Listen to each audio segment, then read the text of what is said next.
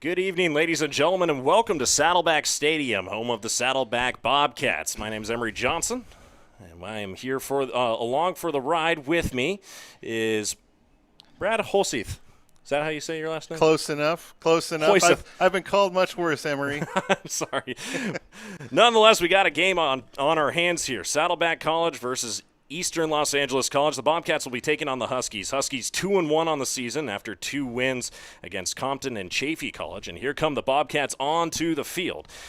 70-8 against Compton, 42-7 against Chaffey, and then the first real test of the season versus San Diego Mesa College, 37-23. They lost, and I've been told that it was a little bit of a closer game by the man who runs JUCO Gridiron, and maybe you can give me a little bit of insight into that game there, Brad. Yeah, no, East LA is a program that has really been on the rise the last 5-6 years. They played well last week against Mesa. They outgained them. They had more first downs. They just weren't able to capitalize on things when it got to playing into the red zone.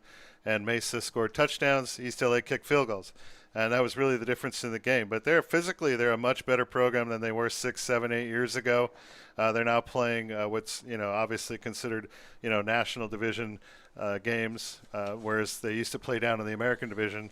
And so I expect a good game. They've got a lot of really good athletes out there for East LA. Saddleback's obviously coming in, smarting after a loss last week at Riverside. I think they learned a lot about themselves. Right.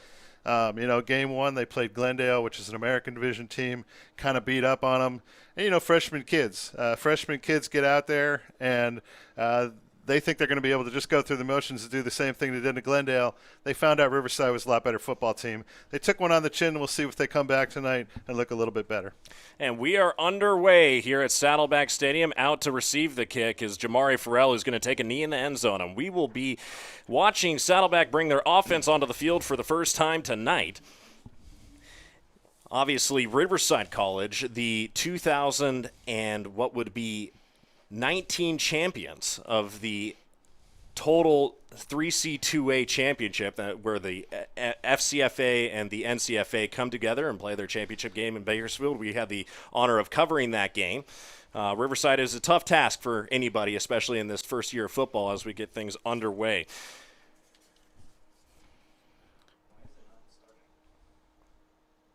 And the first play of the game, a handoff up the middle. As we get set here, I have a couple things to sort out before we get going. Well, it'll be interesting to see what the Bobcats do on offense this week. Game one, they kind of had their way with Glendale.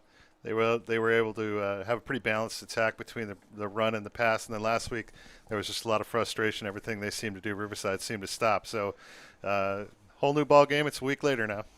Well, Walsh hands the football off for the second time tonight, and it's a no gain once again. We'll head to third down. Ball carrier looks to be Samuel Hicks.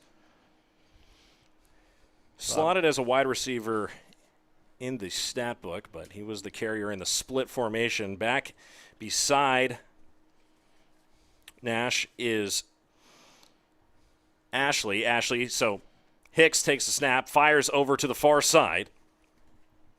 And Coates will take the ball all the way down to, they'll call it the 35, and that'll be a first down as Saddleback gets their first down of the game. Yeah, it's a really nice play by Hicks. He got hit about 3-4 yards shy of the first down, managed to battle through one tackler, kind of reach forward with the arm. Really nice play right there by the Bobcats. They needed a big play after really going nowhere on the first 2 plays. 2 plays right into the pile and nowhere to go. Nash puts a man in motion. That's the tight end. One back beside him. Rolling out to the right side, looking to find somebody. He's going to choose to keep it, and he'll be brought down and hit out of bounds with a 2-yard gain all the way up to the 37-yard line.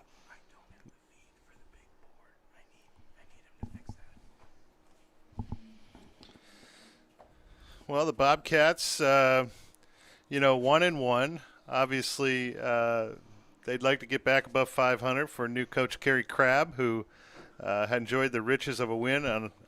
Interesting thing was that Kerry Crabb was just, I think, the second head coach in Saddleback history to win his first game. Wow. Which is really strange. I mean, they've only had about 6 coaches ever, and they've had some guys that are in the Hall of Fame, whether it be Ken Swearingen and other guys like that, Bill Kinnerty.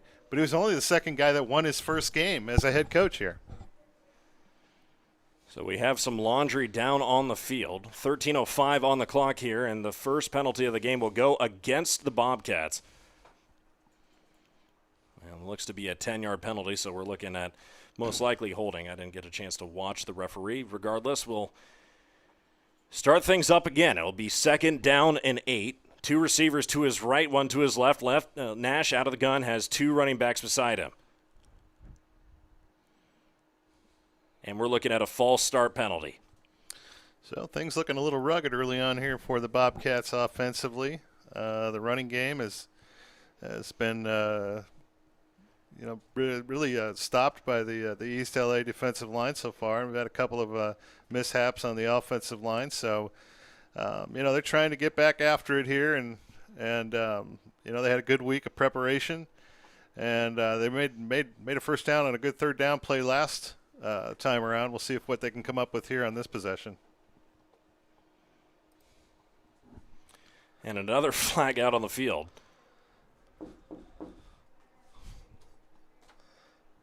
And we're looking at potentially a delay of game here or something of the sort. Another 5-yard penalty.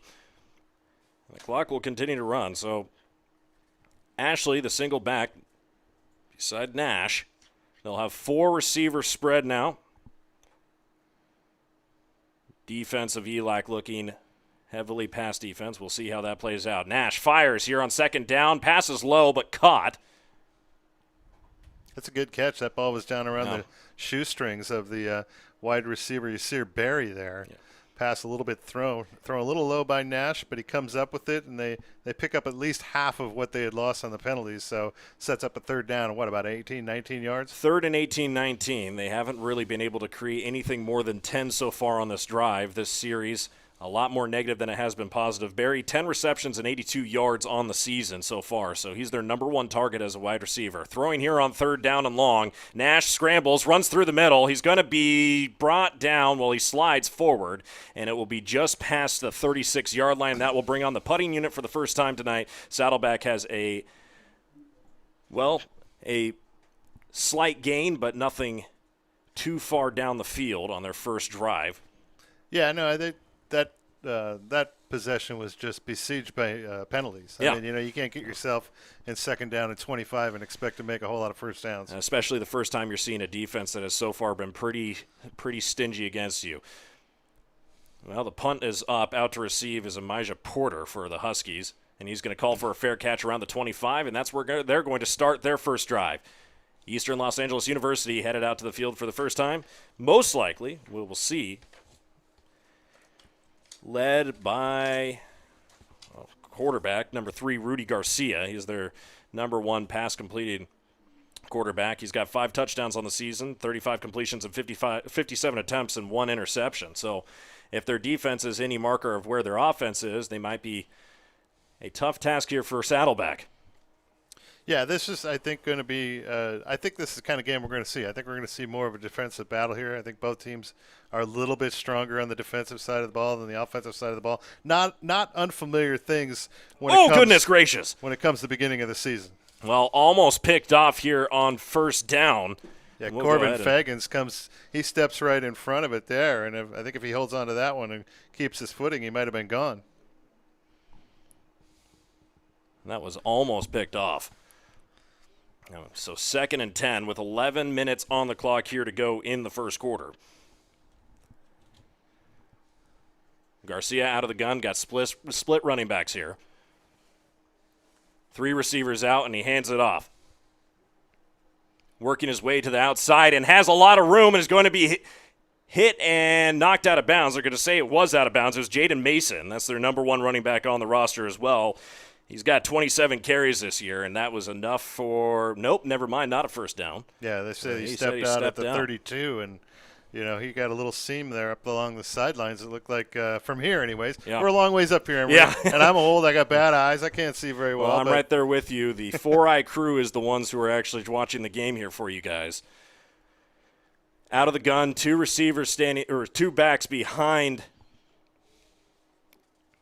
And Garcia handles it and hands it off up the middle, and that will be enough for a first down. That's impressive right there. They got a good push up front on the offensive line.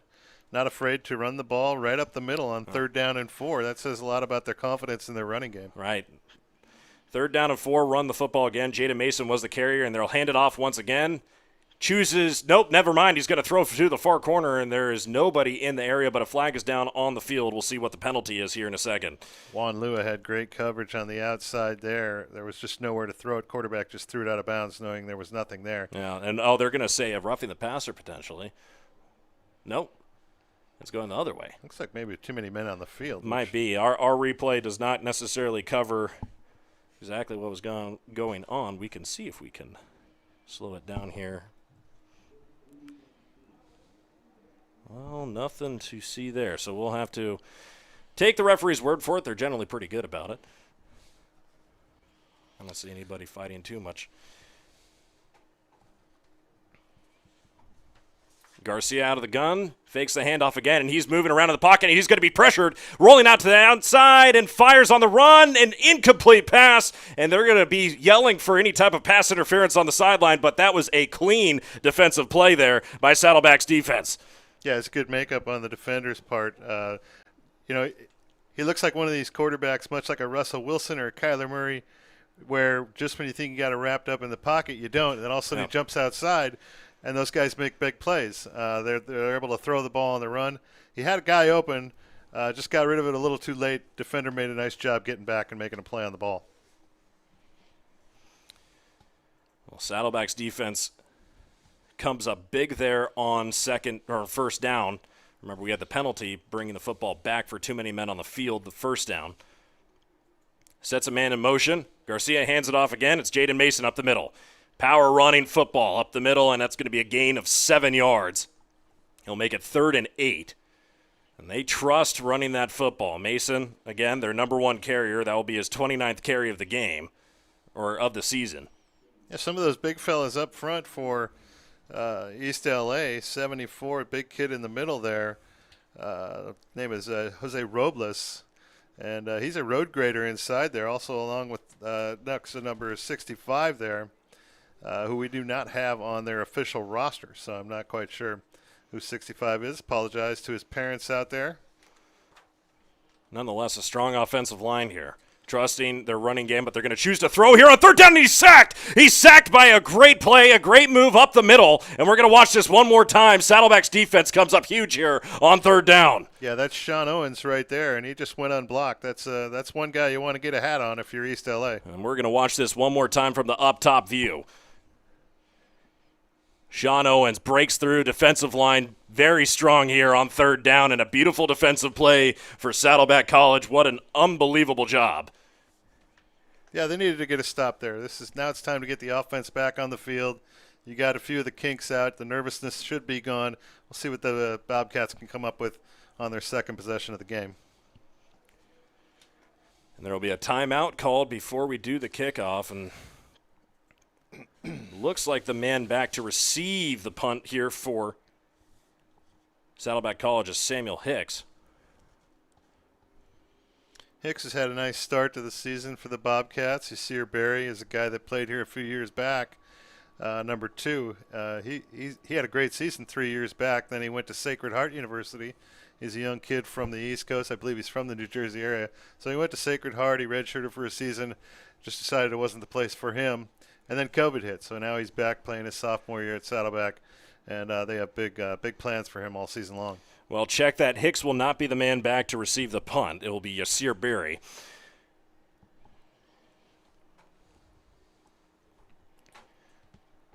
You know, it was a big transition to go back to watching and playing and commentating football. I can remember game 1 of this season. It was hard to not be a little bit emotional just watching football play again.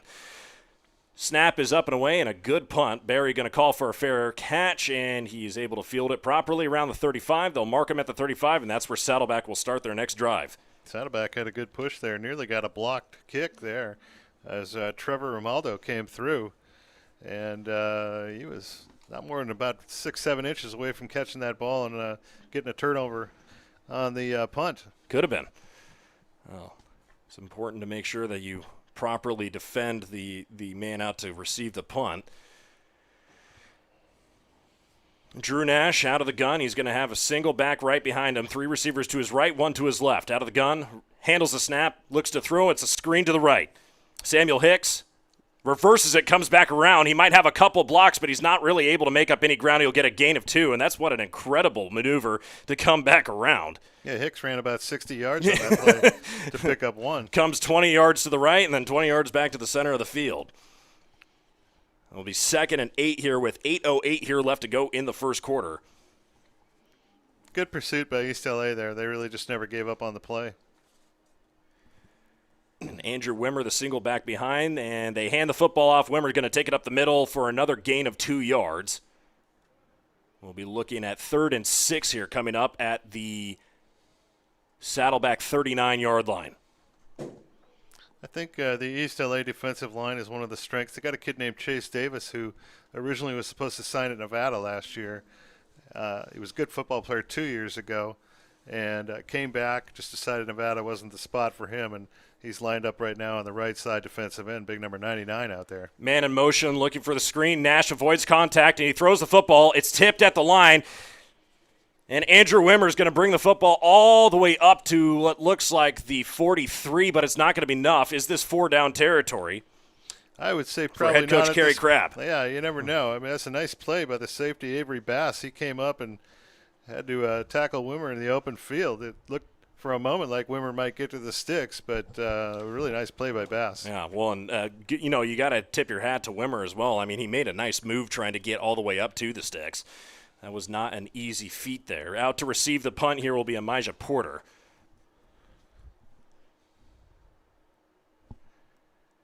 Snap is good. Punt is good. Porter looking to take it. He will take it, running towards the far side, and he's going to be pursued by a number of Saddleback players. And there's a flag out on the field around the 40-yard line on the far side of Eastern Los Angeles College. So we'll collect the laundry and see what's going on there. Almost never goes against the team that punted, by the way. Yeah. It's usually always against the team that returns the ball. So let's see if the Huskies are backed up a little further. So the Huskies will be marked down at the 29-yard line as it stands. We'll see where the football goes from there. 6:31 on the clock, and we'll get a new set of downs. But that is barring exactly what happens here. Referee's still talking about it. Yeah, they still haven't moved it back yet. There's a discussion. East LA thinks they got it at the 30, but I don't think so. Move back a little bit there. I think they're trying to figure out where the foul occurred. Right. Spot foul was at the 25, actually, so then they have to go backwards from there. So spot foul is at the 25 where it was received. It'll be a 10-yard penalty from there.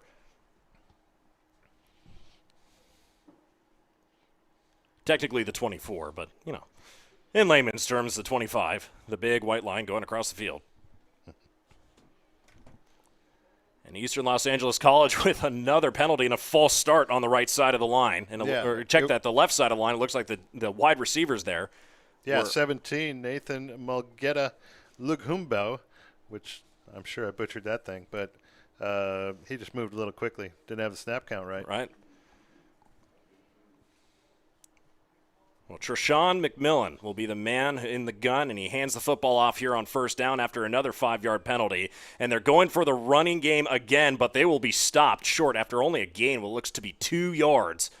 Saddleback's defense coming to play now here in this second possession for Eastern Los Angeles University. The Bobcats looked good on defense last week. Let's not forget, Riverside only scored 1 touchdown in that game. It was mostly a field goal and defense game. It's just that the Bobcats threw 2 pick sixes, and the thing got away from them at the end of the game.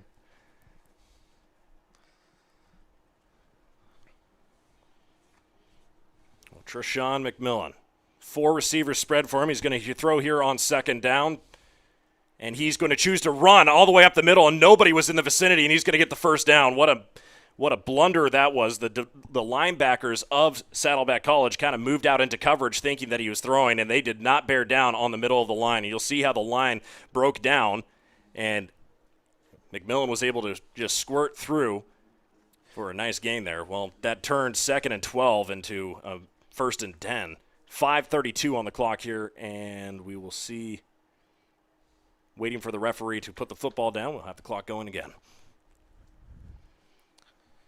Yeah, McMillan's got a lot of speed, and you could just see there was like a parting of the Red Sea. It just opened up in the middle of the field, and he just he exploited that Saddleback defense on that one. McMillan out of the gun, looking to throw again.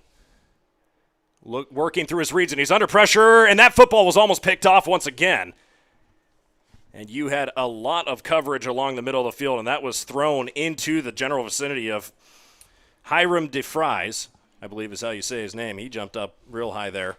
Yeah, Trevor Romaldo was also over in the area. Really good coverage there. He really didn't have anywhere to sneak a ball into. No. Maybe perhaps if he could have gotten it deeper, there was a guy running across the field, but that would have been a tough play running against the grain, trying to throw against the grain. Well, and you saw as the coverage kind of stuck with every receiver that ran out there, he worked through his reads twice before he was trying to throw the football. Nothing going on, and fires over the middle of the field, and that was almost picked off. It was thrown almost directly at Rudy Basca, I believe is how you say his name, defensive lineman.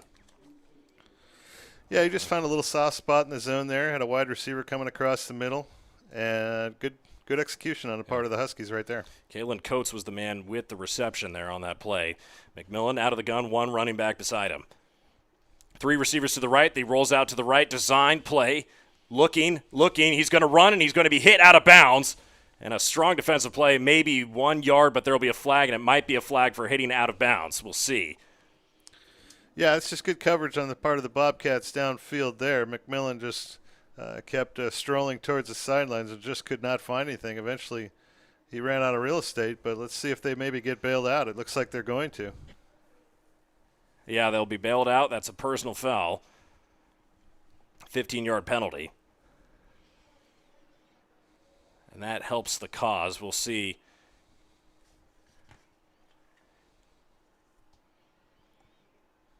The first time they have moved into Saddleback territory. Yeah, a couple of penalties on the Bobcats. Hasn't been a clean game either way. No. For either team so far. All right, McMillan out of the gun. One back beside him, and he'll move a man in motion. Nope, goes back to the right side. 2-by-2 spread for the wide receivers. In the pocket, has time, but does not. Time runs out. Running out towards the near side. Fires across his body towards the middle of the field, and that pass is blocked. Unbelievable defensive play to reach around. Yeah, Juan Lua just makes a nice play on the ball. And again, McMillan, I think he'd have been better served to run the ball. Once he broke execution on the outside, you can see it right here. He had a ton of space. Right there, you see that? He's got a one-on-one situation with number 4, and he opts to throw it back to the middle of the field late, which is never something you want to do. No, that's like breaking every quarterback law of quarterback laws. Then again, you see a whole bunch of guys nowadays in the NFL trying to do that all the time, and it's interesting how the style of play has changed as guys have become more mobile in the pocket. But again, it's never a safe thing to do to throw across the middle of the field across your body like that. Well, they'll hand it off on second down up the middle, a gain of 3 yards. It looked like Jaden Mason would be the ball carrier on the play. We'll check back in a second there. If you're Saddleback, you got to make some mental notes now. When the kid drops back to pass, you can't lose containment on the outside because he will exploit it. He's very fast. He's quick. He can run. He can throw on the run. Fortunately, Saddleback's had really good coverage so far downfield. Right. The man with the football in his hands was Josiah Sheffield. He's the best single back right now. So check that, 28 instead of 22. Trips left, one to the right.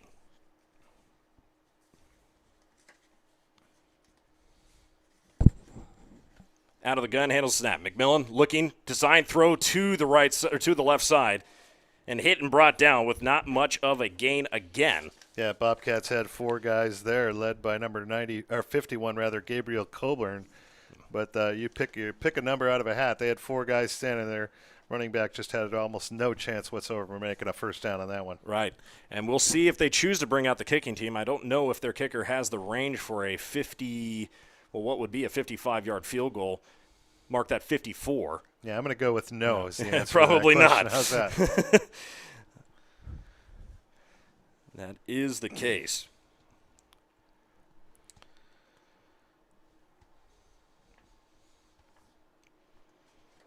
East LA a little slow getting players onto the field here, and I think they might be forced to take a timeout. They're going to have a delay of game. They had delay of game, and McMillan was the quarterback on the field, but It might have been the call there just to take the intentional penalty to put the football back, give them a little more room. I think they might have been trying to get the Bobcats to jump off sides. If they get them to jump off sides, then all of a sudden you're sitting in a 4th and 2 situation. Maybe they go for it. And you're on the Saddleback side of the field. I mean, who knows exactly how gutsy Coach Bobby Godinez is for Eastern Los Angeles University, or college, moreover. And the kick is up and will be traveling towards the right side of the field. Almost bounces off a Saddleback player.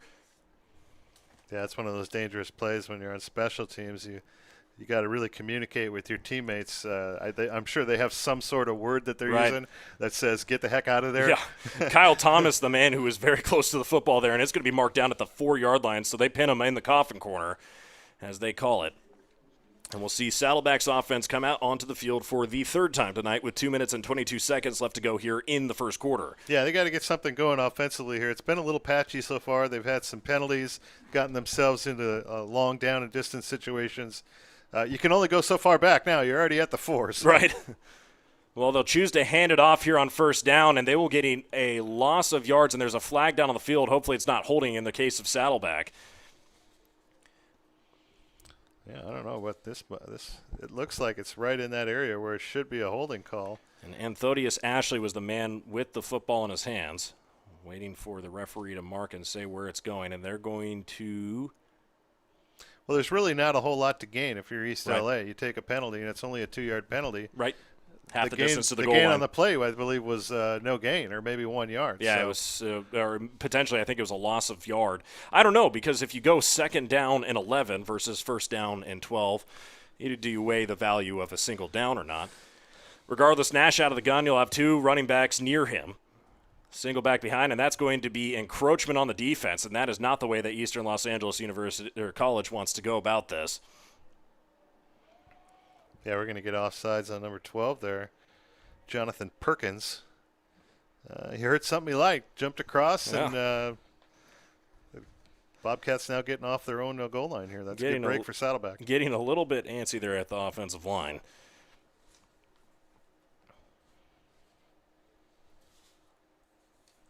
Oh, that one snapped past the quarterback there out of the back of the end zone. Well, and that will be a safety, in the first score of the game will be 2 points. That is not how you wanted the first score of the game to go here if you are Saddleback. Yeah, it just looked like the quarterback was not ready, and some miscommunication between the O-line and the QB. Snapped it, nobody home. Well, goes out of the back of the end zone, and just like that, East LA's got a 2-0 lead.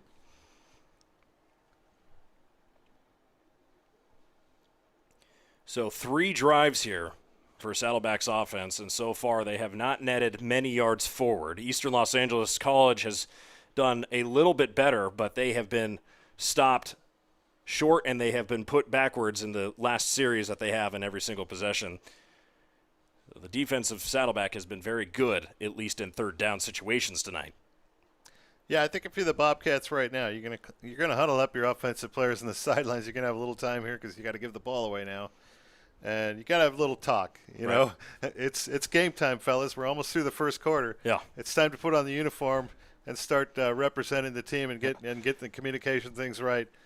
Just right now, they look really confused out there. Well, the kick is up and away, and out to receive is Zach Camarina. And he will take the football around the 15, and he shoots up and squirts all along the right side. There's one man to catch him as he goes out of bounds, and I believe it was the kicker who knocked him out of bounds. Number 91, Connor Grace. He was the kicker. He was the last man back, and that is a highlight reel play if you have to say anything. Connor Grace, good speed for a punter. I mean, that was impressive. Well, a touchdown saving play by Connor Grace. You have to very much so thank his efforts for keeping more points off the board, and that was very quickly turning into a potential situation where ELAC was going to score again. Well, they'll get the football on the 29-yard line of Saddleback. This big defensive stop possession here for the Bobcats. Just haven't had a lot of momentum so far. Last thing you want to get down is 2 scores, so see what they come up with there. Another change at quarterback, Ryan Garcia, who's the man under center. handed the football off and all along the right side. And they'll be running to hurry up. Jaden Mason, the carrier, and it'll be a first down and 10 from the 12-yard line.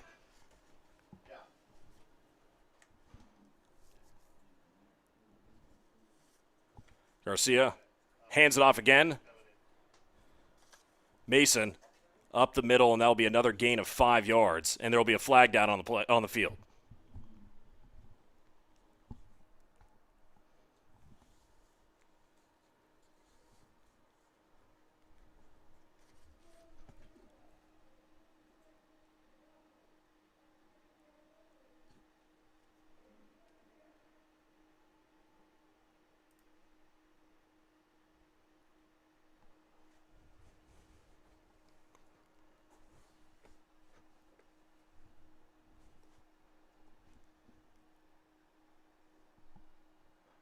Will be a holding penalty.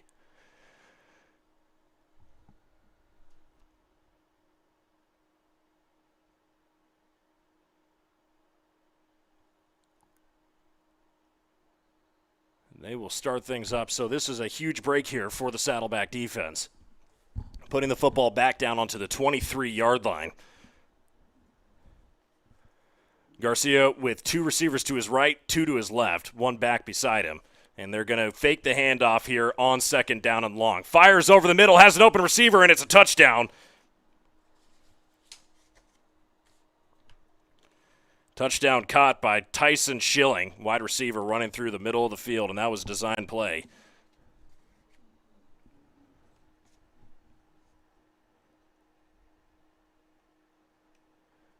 The first team to score a touchdown tonight, ELAC. Huskies.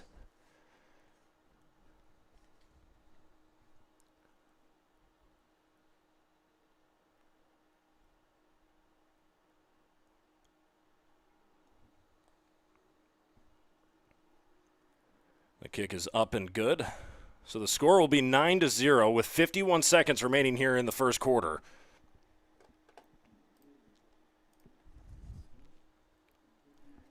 Not the start to the first quarter that the Bobcats want here.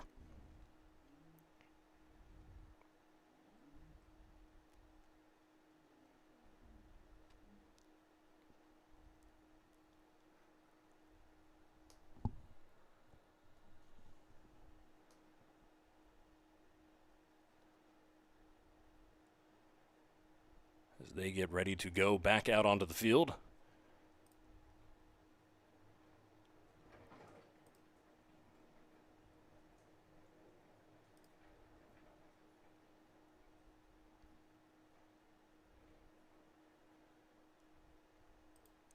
And we'll be underway for the final moments of the first quarter here.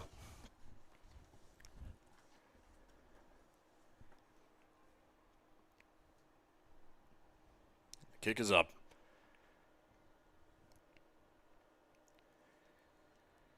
A kneel down in the end zone, and we will start the football game. We'll start the next series for Saddleback College at the 25. Man receiving the kickoff was Jamari Farrell.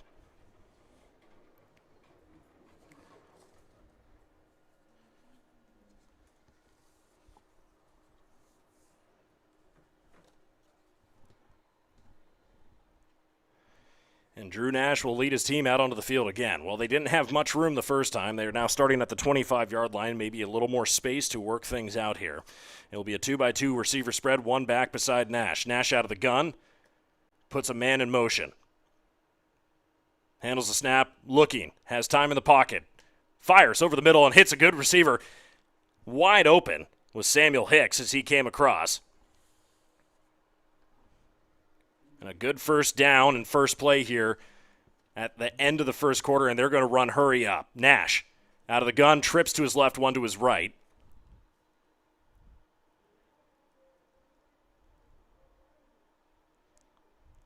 And they're working out some sort of clock issue here.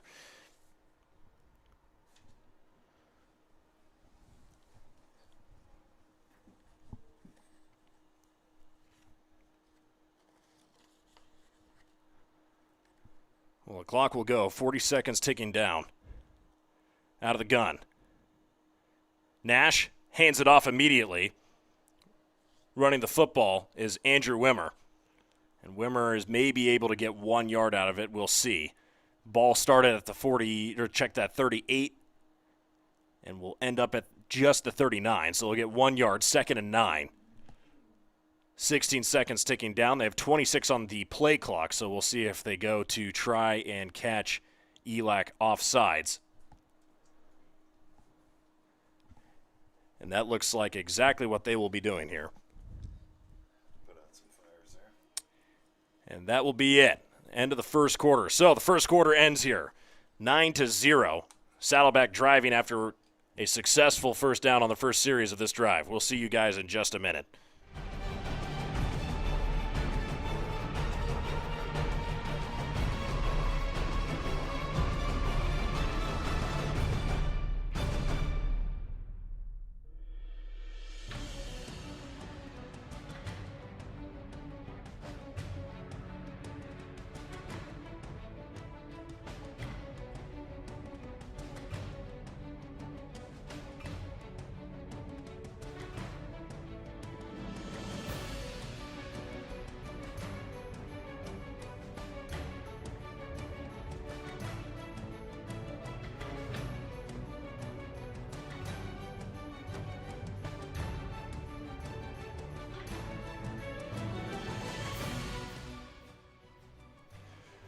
Well, here we go in the second quarter of tonight's game.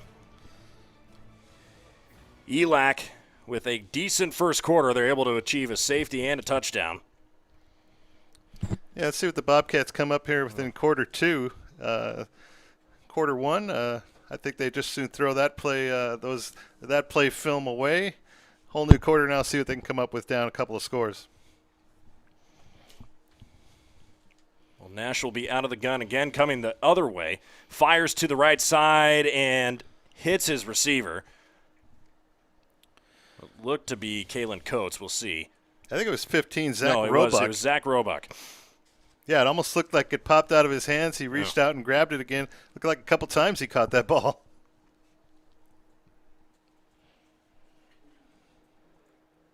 Nash with trips to his left, one to his right. Handles the shotgun snap, fires again to the right side, and this one was targeting Kalen Coates, and it will be incomplete. That's a really nice play by the corner there of East LA. I believe it was 29, Tyler Brown. Really good coverage on the Bobcat receiver Coates there. Hit him right as the ball arrived, and suddenly you got a fourth down already. Fourth down and, well, what will be 4, so not in any area that head coach Kerry Crabb wants to take any risks early on here.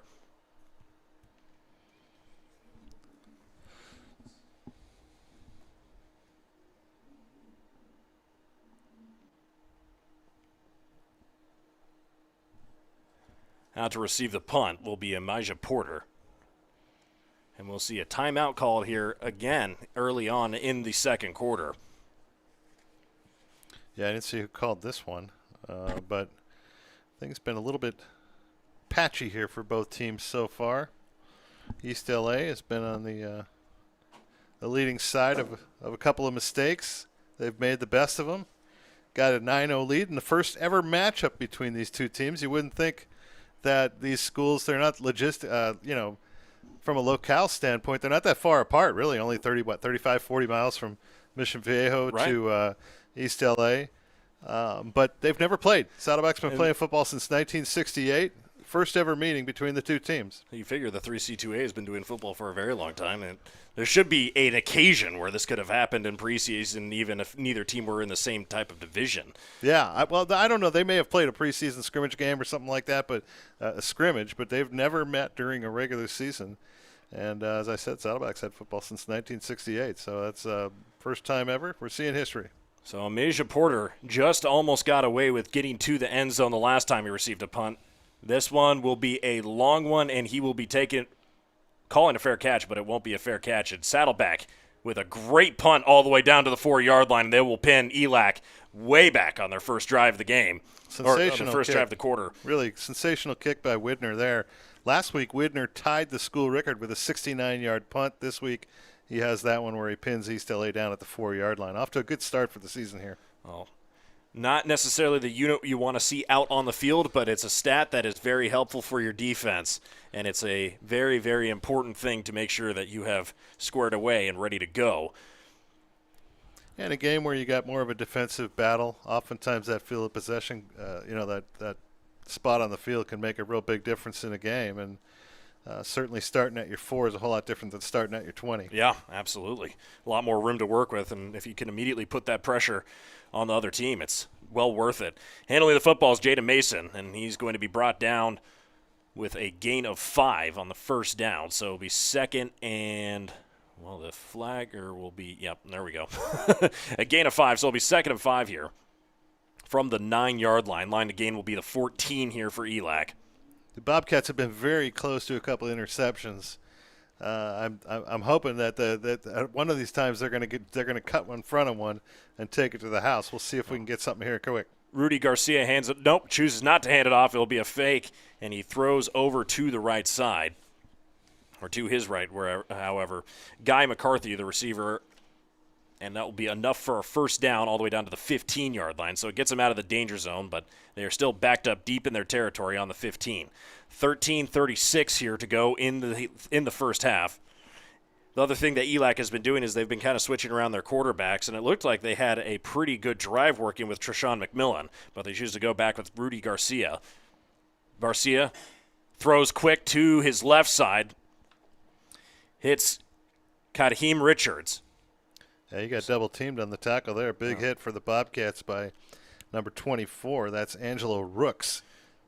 Kadeem Richards was the slot receiver there on the left side, and he was able to work out just a nice little seam, but, hit hard twice and make you think about trying to make a move.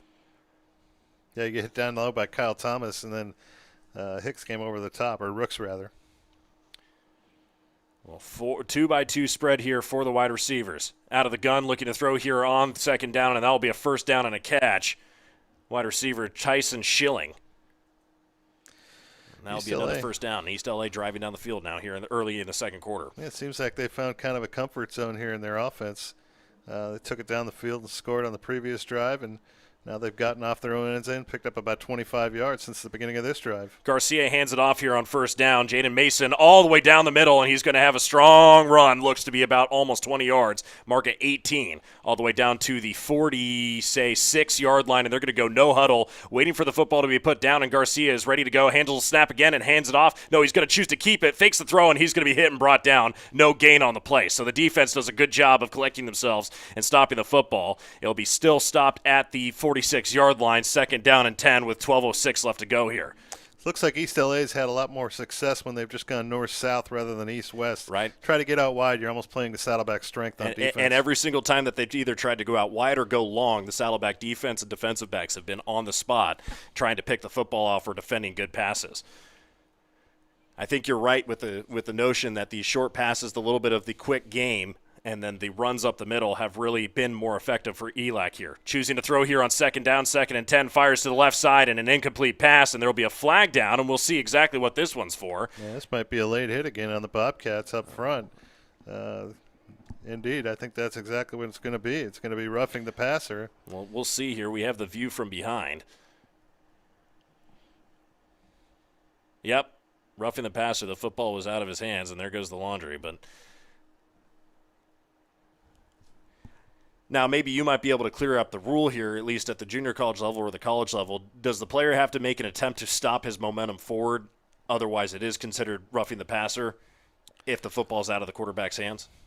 I think it's very similar to the NCAA rule. Most of the 3C2A rules follow the guidelines of the NCAA, so whatever would be the standard there for the 4-year level. And a powerful run up the middle. Only 2 men to stop him, and no, he tumbles into the end zone. Jaden Mason with a quick touchdown here as we're trying to sort out some things, and the defense of Saddleback was not able to even think about it. That's just good power running. We mentioned it right up the middle. Well, right. They found a soft spot in the defense, and they're looking to exploit it. And it looked like everybody was just bouncing off of him as he rumbled into the end zone. Saddleback's defense needs to sit back on the bench and take a breather here, because if you look at actually their time on the field, it would probably be a lot more than their offense. And it seems like ELAC has had a lot of time to run down the field on offense, and their defense has been able to rest more. Kick is up and good through the upright. So 11:25 on the clock here left in the first quarter. It'll be 16-0. Saddleback looking to recollect here on their next drive.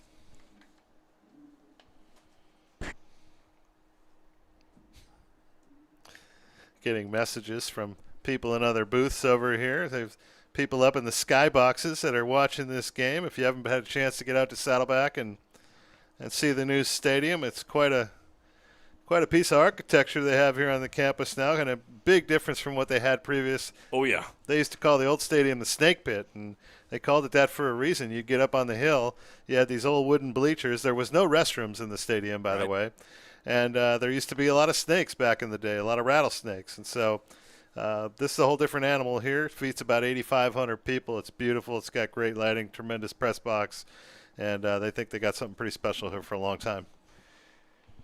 It is an absolute gorgeous piece of architecture. I have to say, this is my first time in the stadium. The video board out there along the right side of the stadium from our perspective.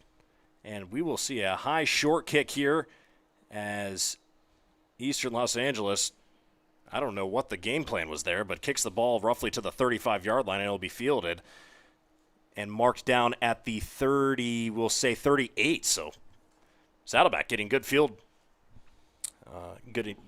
position here to start their next drive here of the first half. Yeah, I think Lewis Blunt was the guy that was lined up on the near side of the field for Saddleback. It was kind of a look what I found, and he just had to wait for a fair catch. It's almost like East LA was trying to catch the Bobcats off guard. So Drew Nash, I'll check that. I don't know if that is Drew Nash on the field. Still Drew Nash. Under the gun, he'll hand it off here on first down, brought down with a loss of 2. Oh, flag coming in late there. Let's see what that one is. Frustration, you can see.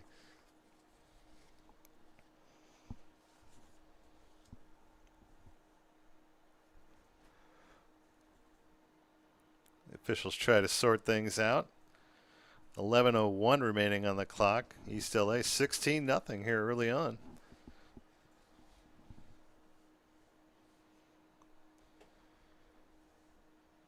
Referee's still sorting it out. I'm not exactly sure what happened there at the end of the play. It could have been a late hit or something else. Well, the football has been picked up. And it'll be an unsportsmanlike conduct penalty against Saddleback. So the pressure and the stress of the situation may be a little bit too much here. And these are the moments in football games where you really need to collect your players and tell them, these small, insignificant penalties that may be insignificant to you are going to end up making bad situations for our offense and how they have to deal with everything. Yeah, I think we're seeing a lot of frustration right now. Those are frustration penalties right there, and hopefully these are teachable moments for some of these kids, and hopefully they can get them on the sidelines and say, look, now we're down there at the second down, and what is it, about 25 yards to go now? It's first down, it'll be marked 2nd and 25 now. Nash out of the gun, one running back beside him. They're trying to pressure through the B gap here, and they'll hand the football off here on first down, and a good solid run from Jamari Farrell. As he comes up through the middle, it'll be a gain of 5. Unfortunately, a gain of 5 really doesn't mean much here on second down and 25, so we'll mark it 3rd and, say, 20. Yeah, I think the Bobcats are just trying to get out from their own end. Oh, yeah. And get a couple of comfortable running plays in, and so that they can flip the field on potentially on a punt. There's nothing in the playbook for 2nd and 25. Not really. So they'll mark it 3rd and 22 here officially, and there will be a timeout called. And we'll step away for just a small moment, and we'll be right back here in just a few seconds, guys. You're watching Saddleback Football here on SoCal College Sports.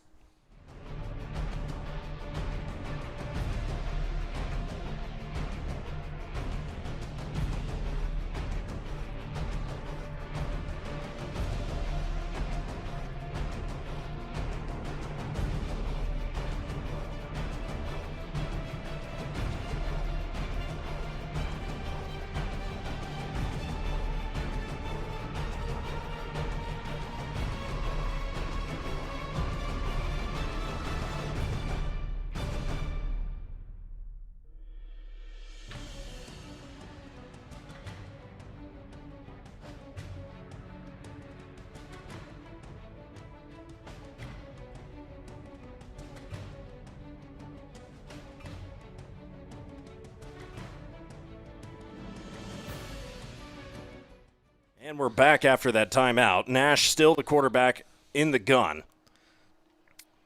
Has one back beside him. He'll choose to look to throw here in the pocket, moving towards the near side, looking to throw, fires on the run, and hit with no catch on third down. And there will be a flag over the middle of the field. Yeah, let's see if the Bobcats get bailed out here. You know, it looked as if Saddleback had set up for a screen. It was really well read by East LA. They had to think on their feet. Ended up throwing it a little deeper to a tight end. And what was the call? No, it's going to be holding against the Bob. No, I don't think East LA's not going to take this penalty, are they? Well, I mean, it would have been fourth down otherwise. No, I think they've decided they're not going to take that penalty. It was going to be fourth down regardless. Yeah, so, right. So they'll be punting all the way back. And Dylan Widner will be punting from his 10-yard line, and their fair catch will be called. right in the face of Elijah Porter was Tanner Gunnell. He was just standing there, number 28. He saw him probably whispering in his ear, "Don't drop the football," as he was able to make the catch around the 41. We have another flag on the play here. It looks like this one's going to go against East LA. They're talking to the coaches on Saddleback, and really, unless it's a flagrant foul of 15 yards and a first down, it's about down in distance. And let's see if Saddleback sends their. Oh, they're going to send the special teams out again. No, it'll be the special teams unit headed out one more time. Be interested to see how long this penalty was. So Dylan Widner will get a second chance at it, and this only looks to be a 5-yard penalty, so he'll be kicking from his 16.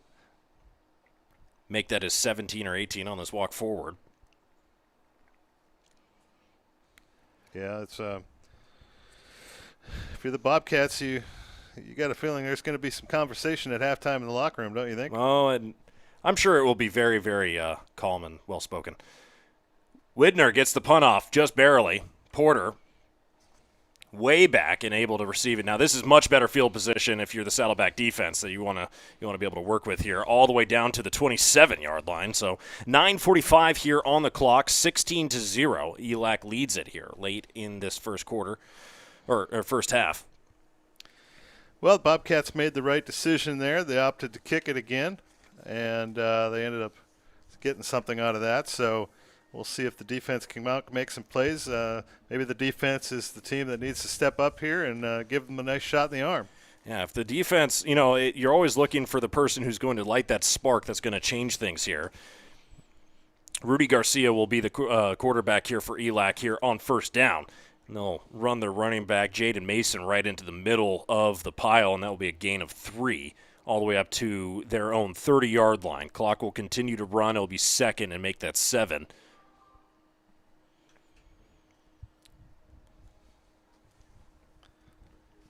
They've had their success, as we mentioned earlier, right up the middle of the field, and that's where the big touchdown run came from. And so, like any smart offensive coordinator, let's go right back to the same play, right? Yeah, they're going to continue to run it up the middle, and it looks like Mason was able to get another nice gain out of it. He averages 5.9 yards per carry. He has 27 carries previous to this game on the season, including 164 yards and 5 touchdowns so far. So he's been their primary workhorse, and he was obviously able to work away with that one long run up the middle. And they're going to continue to try and play that smash mouth football. And if Saddleback tries to adjust their defensive plan to bring the linebackers down in the middle, that's where we've been seeing them make those short passes to the outside. Garcia handles the snap. He's looking to throw here on third down. He was pressured. He's able to find a receiver who's going to fall forward. It was number 11, Anthony Felton, who was able to make the reception. It will be a first down just by a yard all the way down to the 30, mark that 38-yard line. It will be a first down and moving the chains here with 8:20 here to go. That's really a nice play by Garcia there. He just kind of keeps pack-pedaling his feet backwards, takes his time, spots the guy over the middle of the field. And nice play, nice execution there by the Huskies. And they drew the linebacker in. The Bobcat line, defensive line, was able to collect, get the pressure, and move a linebacker in, which made the center of the field basically wide open. On first down, choosing to throw, and they'll get a quick pass here slightly to the left. Receiver Anthony Felton again. He was the man with the last reception. Yeah, you see a lot of that now. Quick timing patterns, 5, 3, 7 yards, stuff like that. It's really an extension of the running game. Exactly. And, they've had success so far doing it. I'd be surprised if they changed up their game plan. Now, 2nd and 4, Saddleback needing to make a little bit of a defensive scheme change here if they want to start stopping this offense. And what a beautiful play up the middle here. Yeah, that one just was well read by Isaiah Sierra. He's a kid that came in from College of the Desert. He was one of the leading tacklers for the Roadrunners a couple years back.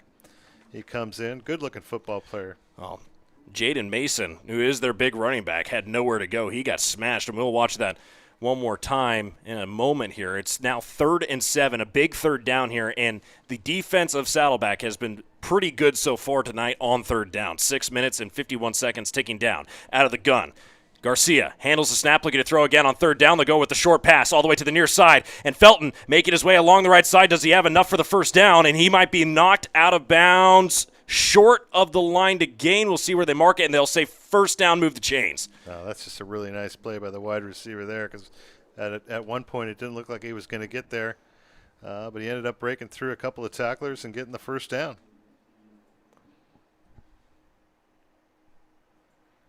Well, I don't know. On replay, it looks like he came down at the 48, but they're going to mark him the 49. No, they do mark him the 48. That was a first down. So check that right on the first down marker.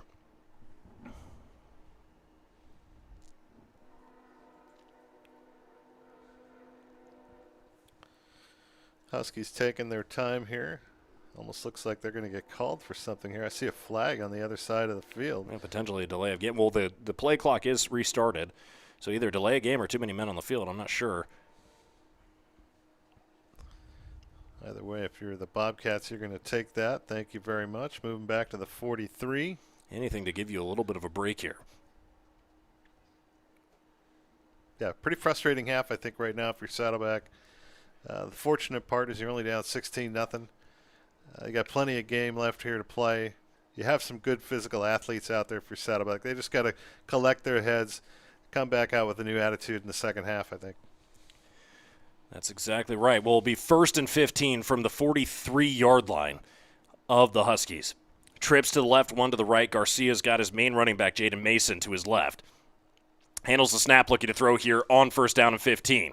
Fires deep to the left side. Felton, the receiver. He came all the way from the right side, and he's going to be hitting out of bounds around the 22, and we'll say the 21-yard line. They'll mark it onto the 20 of Saddleback, and that's a huge play all the way downfield for the Huskies. And just like that, they've changed field position, and they are in the red zone or just on the cusp of the red zone of Saddleback. Good-looking player, Anthony Felton, 5'10", 175 out of Damien. Got a lot of speed. He got wide open on that one. Hands it off. Jaden Mason up the middle. Well, it looks like they've changed their defensive scheme a little bit. The inside run going to that B gap is no longer or has not been profitable in the last couple attempts here. So it'll be 2nd and 7. 3-yard gain. It's still not negative, but it's a 3-yard gain. It's not exactly 5 or 6 what they're hoping for. Important part here for the Bobcats. This is an important possession. You're down 16-0, 5 minutes remaining in the half. You really got to try to limit them to 3 points here. You have to make a stop somehow.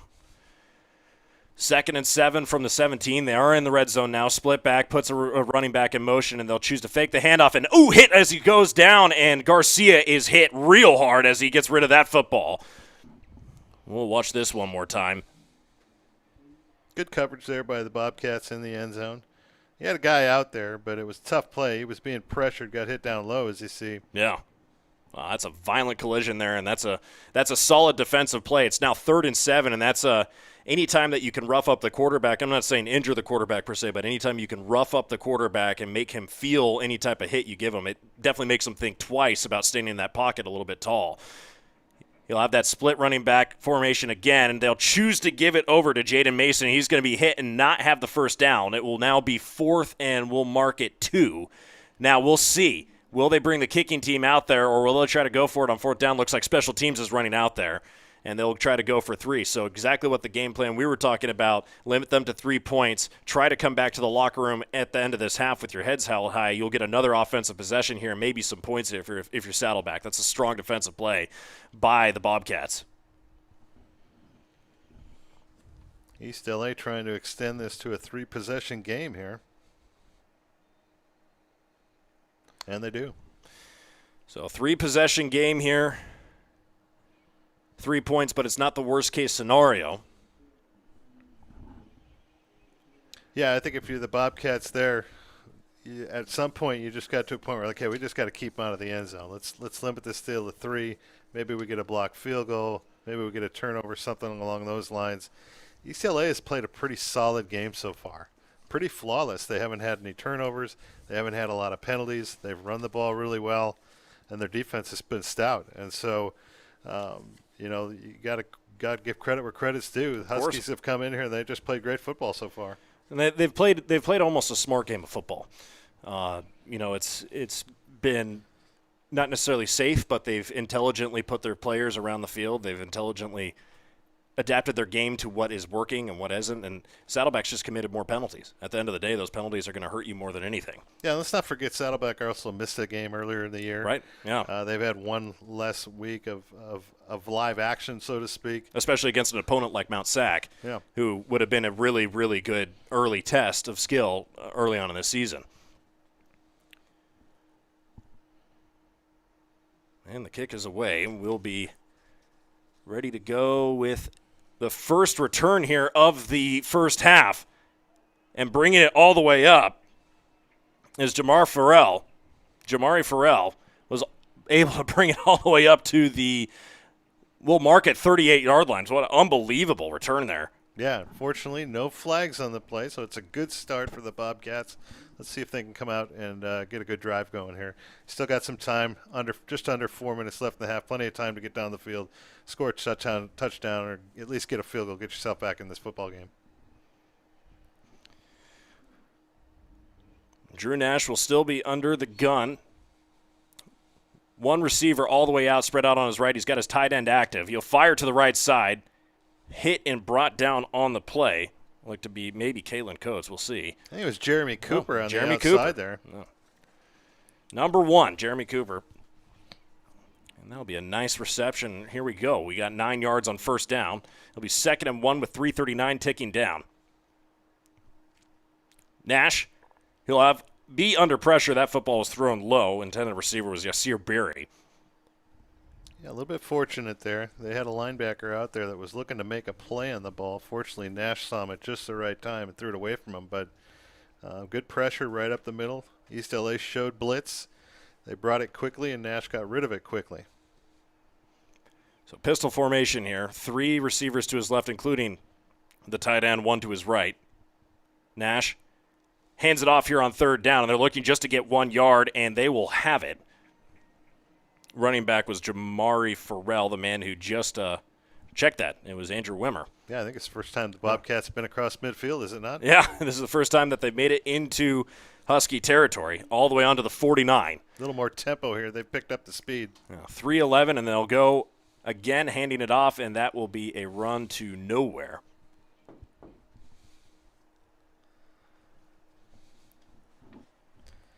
Very conservative play calling there for the Bobcats with just under 3 minutes remaining.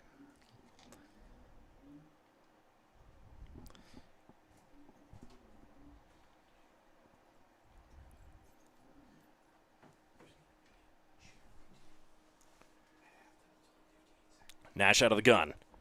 Handles it, looking to throw here on 2nd down, and he's going to be hit and brought down. The football's out, and fighting for the football, and down on the ground is Andrew Wimmer. We'll see who comes up with it. And Wimmer was able to get his hands on it, but that was very close. Bobcats just having a hard time hanging on to the football right now. Fortunately, Wimmer was there, jumped on it. He had a good little battle there with one of the defensive linemen for East LA. Yeah. Bobcats fortunate they didn't turn it over. And the Huskies have been incredibly unrelenting here on defense, and they did not want Saddleback on their half of the field. Nash out of the gun. He's got trips to his right. Standing in the pocket, moving around, trying to make some space for him. Fires it off, gets it to Sirberry, who's going to be hit and brought down just at the 50-yard line, make that the 48. And that will be just past the original line of scrimmage, and it'll be 4th down and 9. With 1:40 on the clock left to go, the clock will continue to run because it was knocked inbounds. Good play there on defense for East LA. They just kept everything in front of them. Camryon Dean came up and made the play on that one. Bobcats now, they may elect to go for this. Yeah, they are going for it. Now their second time of the game past the 50-yard line, and Nash is out of the gun. Has 4 receivers going out for him. He's choosing to throw here. Fires to the inside, and he's going to have a first down. That will be caught. We'll see where they mark it. Make that the 40, check that 38-yard line. So a first down, and we'll move the chains. Good maneuver there by Coach Kerry Crabb. He's able to get a first down, and they'll start it on the 38. No huddle offense again as the clock continues to tick down, 1:15. Out of the pistol, Nash fires, screen to the right side. Samuel Hicks working his way up. It looks like a gain of 5. Mark that 4. It'll be 2nd and 6. Another nice play by the safety there. He had to battle through a wide receiver to make that tackle. Well, the screen worked as planned. I mean, it gained 4 yards. But a good move by the safety, as you said. Throwing here on 2nd down and hit hard, but an incomplete pass. Intended receiver looked to be Zachary Roebuck, I think, on the right side, number 15. 45 seconds remaining. I think the Bobcats would like to get at least one more first down, secure themselves enough field position that potentially they can at least get 3 points on the board before half. Well, like we were saying, I mean, being able to walk back to the locker room with your heads held high is a big momentum shift that could happen here in the second half. Nash, under pressure, running to the right side, fires to the right side. Does he have enough room? And falling forward looks to be Jeremy Cooper. He's really close to the sticks there. And they're going to call it forward. Well, they gave him the first down there. That happened right in front of us, and it looked to me like maybe he was going to be about a half yard shy, but the officials thinks otherwise. I don't argue with the guys wearing black and white stripes either. 35 seconds, and that clock will continue to run the moment that they give them the signal. 34 seconds now ticking down. They have their offense in a no huddle. Everybody taking directions from the coaches on the sideline. Nash out of the gun, running back to his right. They'll be probably looking to throw here with 23 seconds, and there will be a false start penalty called. That could be a 10-second runoff, too, if I'm not mistaken. It's under 2 minutes, and I believe that's 10 seconds, correct? We'll have to wait and see. So it's 20 seconds now on the clock. It would then run down to 10 seconds remaining. And that's where you have to think about potentially taking a knee, running it down. I think what Saddleback did there is they elected to take a timeout rather than the 10-second runoff. So you have that option as a coach. Kerry Crabb says, no, we'd rather have the 10 seconds. Right. Otherwise, they got one play, and then they got to kick a long field goal. Yep. So it'll be 1st and 15 from the 33-yard line. 20 seconds on the clock, so they have a couple opportunities to get it at least a little bit closer, if not a touchdown. Well, this is clearly the best drive Saddleback's had all. It's been slow and methodical. They've mixed in some pass and some run, and they've gotten something going here before halftime. You have to have some enthusiasm going into the locker room because it was really a rugged quarter and a half. Let's just put it that way. But as we've seen, these things can change on a dime. They can change quickly. And if the Bobcats can come up with something here, they go into the locker room feeling a little bit better about themselves, and you never know what can happen in the final 30 minutes of the game. So Nash will have trips to his left, one to his right. He's got his running back to his right side as well, out of the gun. It will be 1st and 15 from the 33-yard line. Takes a 3-step drop, fires deep to his left side, and that will be out of bounds. Incomplete pass, 16 seconds on the clock. Intended receiver was number 3, Samuel Hicks. It's good coverage down there by the Huskies. Number 2, Amejia Porter with good coverage. Really no fear. Wide receiver Barry was never open. And so fortunately for the Bobcats, Drew Nash, he basically just threw that ball away. The only guy that the ball was catchable for would have been Barry. Yeah, but there's a flag down on the field, and they're going to move the football again. I don't know if it was a holding penalty because it looked like it moved back 10 yards. But it's marked onto the 42-yard line, so we'll see exactly. Well, must have been a holding call, huh? Must have been a holding, but that's a 9-yard penalty if memory would serve it correct. They were on the 33. Maybe it's a spot foul. from the spot of the foul. But an incomplete pass thrown to the right side. That was in kind of the danger zone thrown at Jeremy Cooper, who was over there. Yeah, it was a design screenplay, and Nash just threw it over the head of the wide receiver Cooper, and fortunately there was no defender there. Yeah. So trips to his left, one to his right. It's going to be 2nd and 25, so a quarter of the field. 11 seconds to go, and you're just trying to put your team in field goal range. As he rolls out to the near side, fires. Nash looking to find his wide receiver, who's going to be knocked, and he is inbounds. So it will be a clock runoff, and that will be the end of the first half. And that will call it. Saddleback will have to walk back to their locker room and think about a lot of things of this first half. Remember, they were the first ones to have the football here. And when we come back, we'll go over some stats here at halftime, and we'll have to talk about some stuff here. Eastern Los Angeles College, 19, Bobcats 0 as we go into the locker room. We'll see you guys in a few minutes.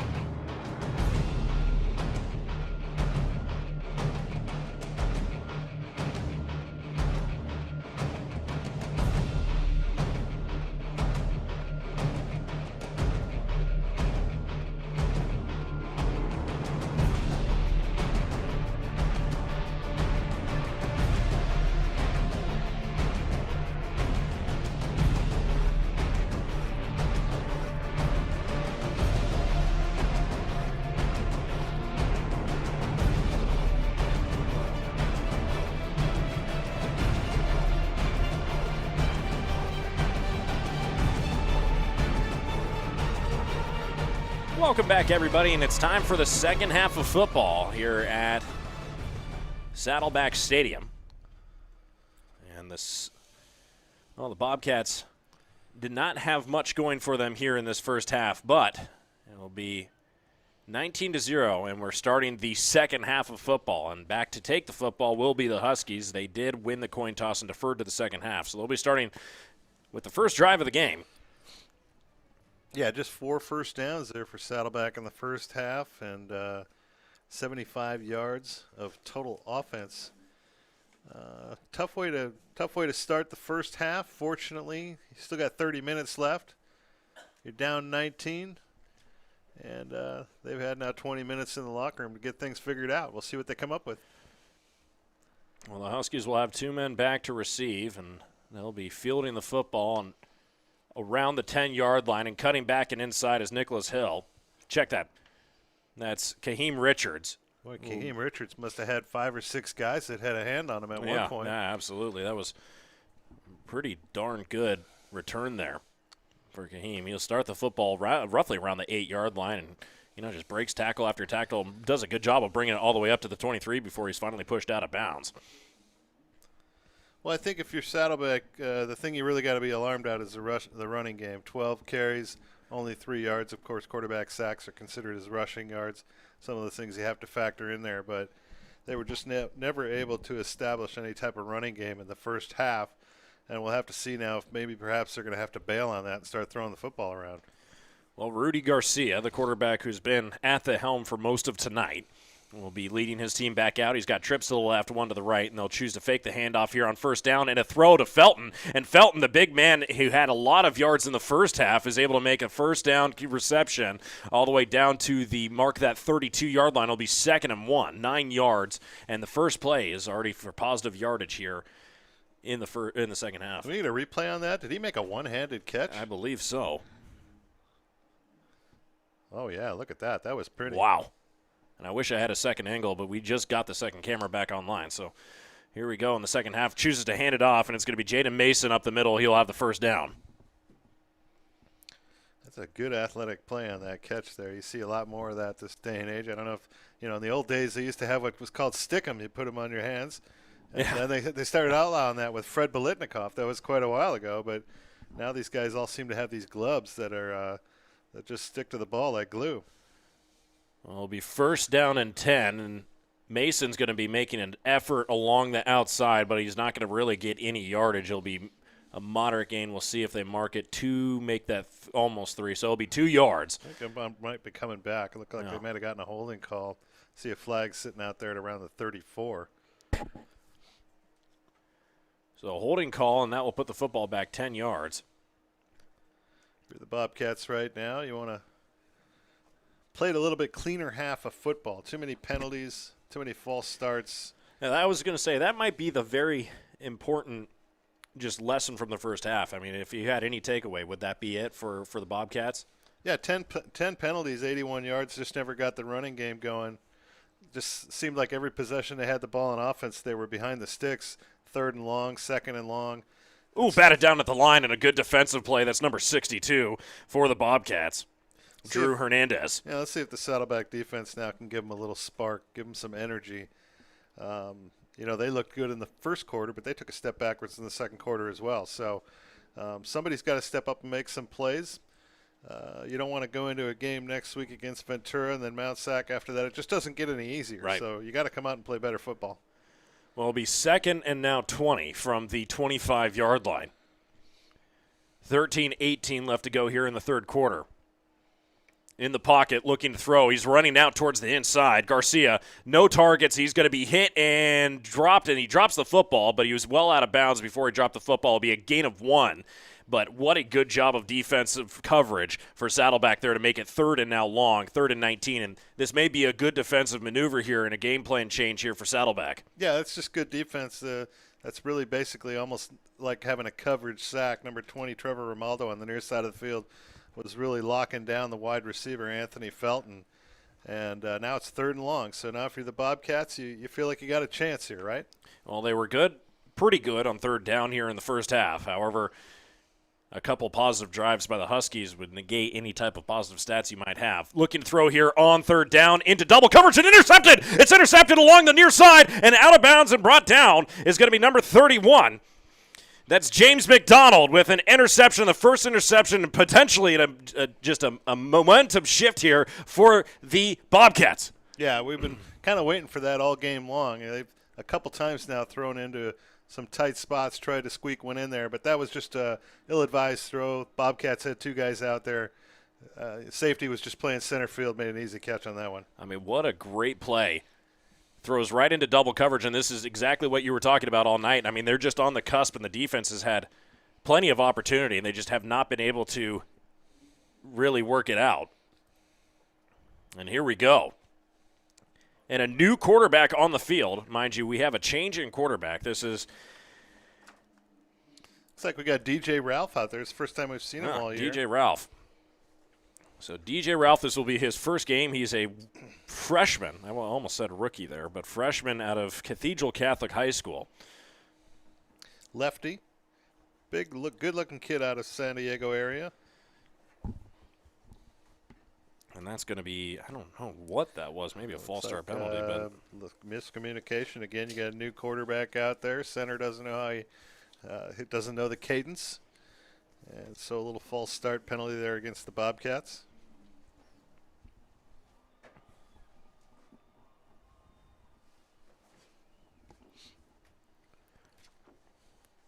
Kerry Crabb electing to go in a different direction here in the second half at quarterback. DJ Ralph standing tall in the pocket, chooses to run forward. He's going to get a gain of what would be about 4 yards. And we'll mark it 4 almost back to the original line of scrimmage, and that's where the closest line judge is saying. So it'll be a gain of 5, third and now 10. Ralph is 6'3", 200 pounds. He stands pretty tall up in that pocket there. Looks like he's got some pretty good mobility. Maybe they're thinking, okay, if we can't run it with the running backs, maybe drop our quarterback back, find an open seam up the middle, and let him get some yards on the ground. Here we go. Under center, trips to the left. He's going to put a man in motion. On the football, Samuel Hicks. Hicks running along the right side, coming back. He's cutting back towards the inside, trying to look for any type of blocks, and he's going to be hit and brought down. And the moment that you try to reverse and do anything different, but here on the near side, it looks like Jasir Berry and a little bit of a confrontation with Cameron Dean. But a negative play here for the Bobcats, and they're going to see the punting unit potentially coming out here on fourth down. Yeah, it's just a matter of guys trying to make a play now. They see the time is of the essence. You're down 19-0, and guys are just trying to make plays. And at some point, you just got to tuck your head and get 1 or 2. Now, it looks like he might have had some positive yards there on the near side had he cut back. But he was trying to make something out of nothing there. As the defense or the offensive line started to break down and the blocks were breaking down, there's really not much, and it's very easy to get a holding penalty in those situations. Amasia Porter. Oh, they got a break here. Bobcats got a touched the football, and the football's down on the ground, and it might be recovered. It might be recovered, and we might need to see a replay of that in a second here. Yeah, it was just bobbled by the kick return man, and he did everything he could to try to jump on top of it, but the thing kept squirting around, and finally it was a Bobcat that jumped on top of it. Well, this is a massive turnaround and a huge opportunity. Just call it a almost 50-yard pass down the right side of the field as Saddleback will come up with an awesome chance deep in the red zone of the Huskies, and this is the farthest they've been down the field. Let's see what Saddleback comes up with here now. You're at your 3-yard line, and I know the mentality so far is that they want to try to bang it up in there, but so far East LA has been up to the challenge with the defensive front.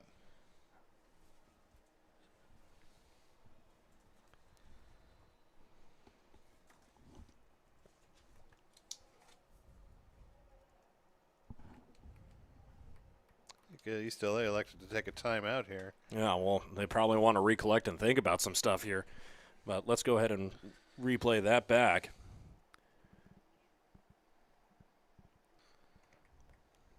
And the football just bounced off the hands, and it just kept on going, like from one guy to the next. Yeah, you just got to remember that play as this game goes forward. If the Bobcats get in the end zone and all of a sudden things turn around and they rally, that could be the play that sparked the comeback for Saddleback.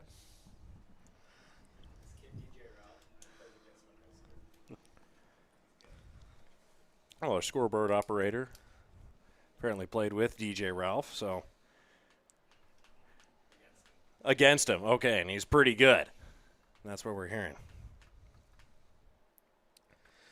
So let's see what Saddleback can come up with here. You're at their 3-yard line. Obviously, the best opportunity they've had all night long. Overloaded offensive line, fakes the handoff, rolls out towards the near side, and DJ Ralph into the end zone. Touchdown! Touchdown, Bobcats, and that's the first major score of the game, and that will put 6 on the scoreboard with 10:41 left to go here in the third quarter.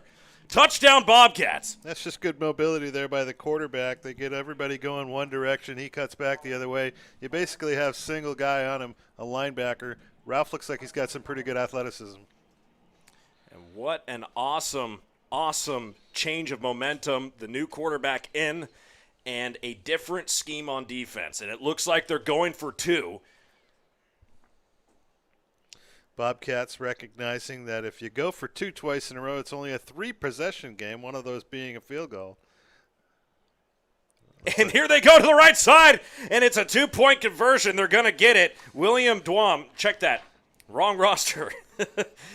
Keegan Netherton. I think it was Brian Patterson. Well, it was thrown to number 42, I think, to the right side.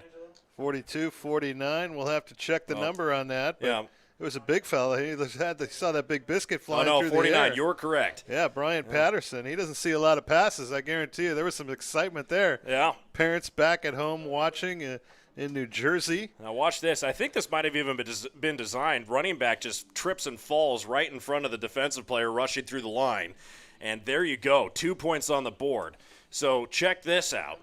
It is technically a 4-possession game before this, but if they can get 2 2-point conversions on touchdowns, that makes it 3-possession, and this game is within reach. And there is plenty of time to go here in this football game. Yeah, well, if you're Saddleback, you're really you need to have some fortunes go your way. They got a turnover on the punt. Obviously, you get the ball at the 3-yard line. You got to cash in at this point. You just can't waste any more opportunities. They wasted no time. DJ Ralph looks like maybe he gives them a spark at quarterback. We'll see what they can do with it now, see if the momentum changes. Well, you have to imagine that the Huskies have been able to take care of a couple things here and take advantage of a couple opportunities that they were given. So this is just Saddleback finally taking advantage of one that was thrown their way. Sitting next to the big skybox here, Keely Hamilton, one of our people that works here in athletics, on hand. Fielded in the end zone. This is number 11, Steven Gushkin. Check that. That's a Saddleback player. Oh, I think we got him a fumble again. It might have been a fumble. Well, The man with the football was Anthony Felton, and the entire Saddleback sideline is saying that the football was in their possession. I think the official agrees with them. The Bobcats are going to catch a break here, and quickly we could have a new ball game here very soon.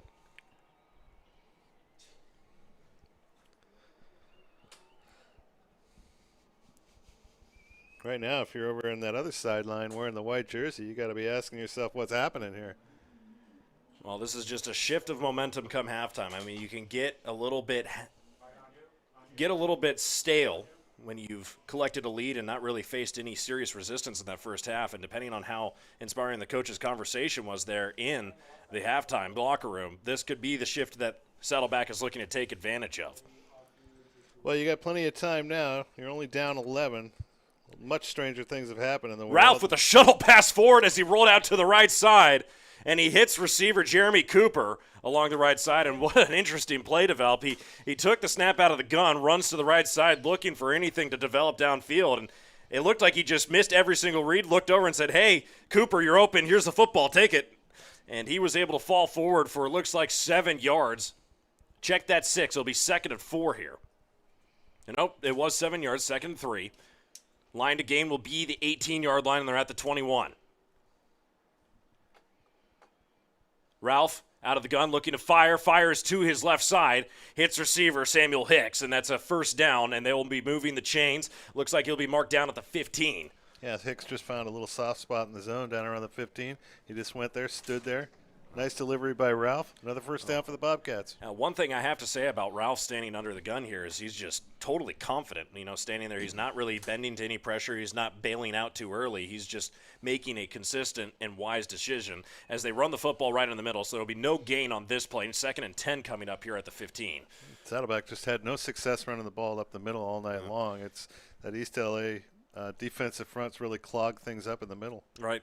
That defensive line, like you said, I mean, it looks like these guys have a lot of weight going forward, and a couple Division I bounce backs here who are looking to earn their stripes and get another chance here.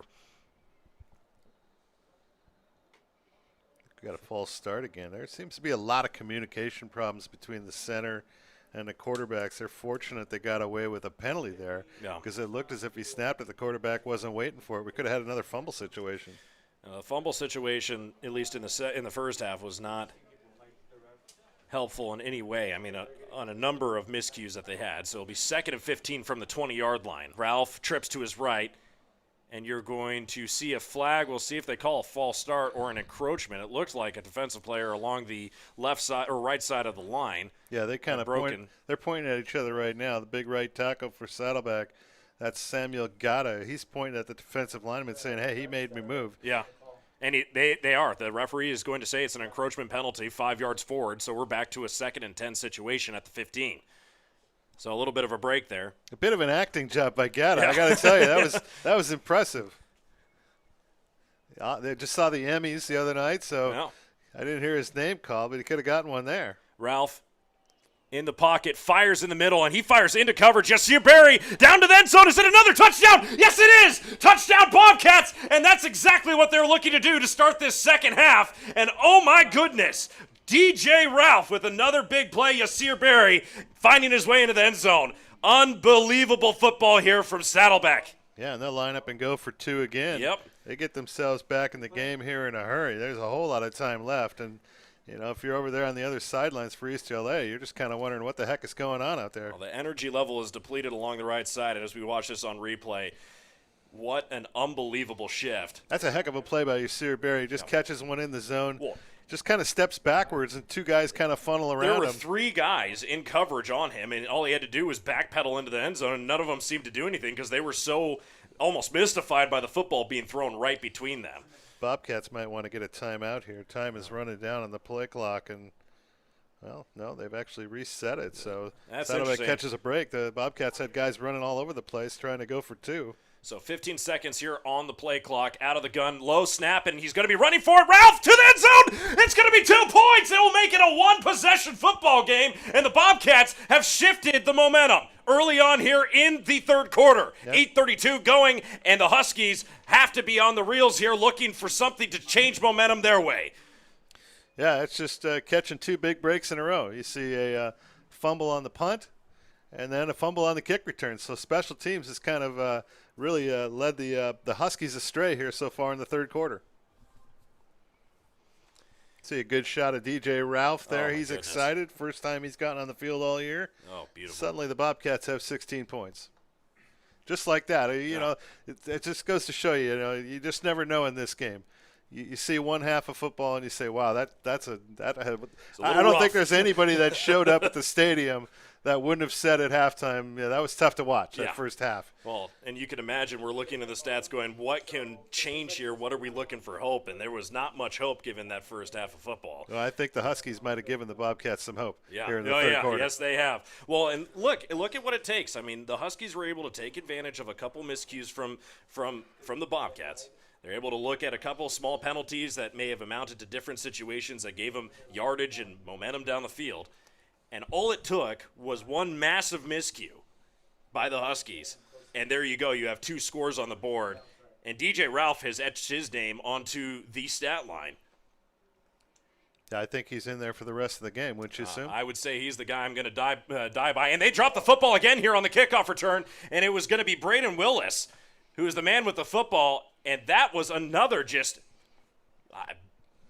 I can't say anything other than a miscue. That was another massive miscue by the receiving team. Somebody broke out the Vaseline on the gloves here for East LA in the third quarter because they just can't seem to hold on to the football. For lack of a better term, butterfingers. Yeah, we also had an interception, you know, and so it's been a tough start here in the third quarter for the Huskies. So we will see. I think the Bobcats might have to kick this one over again. It looks like they're going to run the kick team back out there. I didn't get a call on the field. Did you see anything there? I didn't see anything specific that would.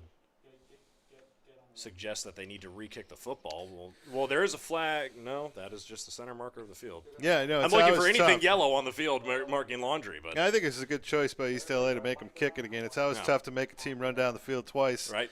Some of these guys might be a little winded second time around.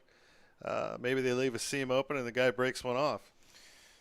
Well, back to receive is Kadeem Richards. Anthony Felton, who's been the big name on offense here for the Huskies. He'll be the man on the near side. The man who fielded the football was Braden Wilson, or Willis.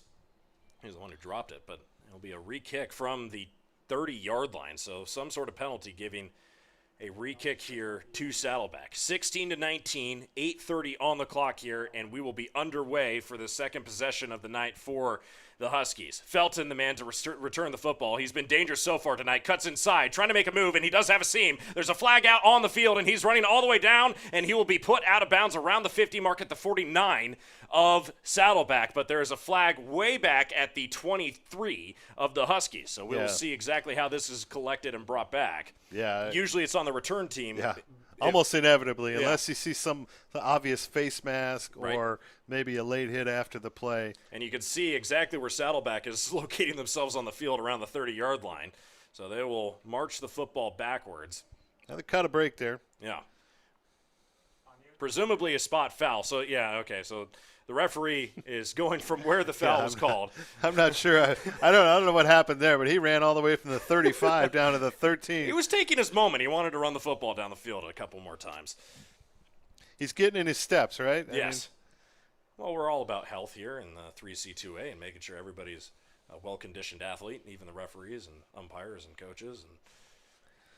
Yeah, I just wish the color guy up here in the booth was, in a little better shape. It's okay. From the glory days of playing sports way back when to now, I've definitely packed on some pounds as well. So,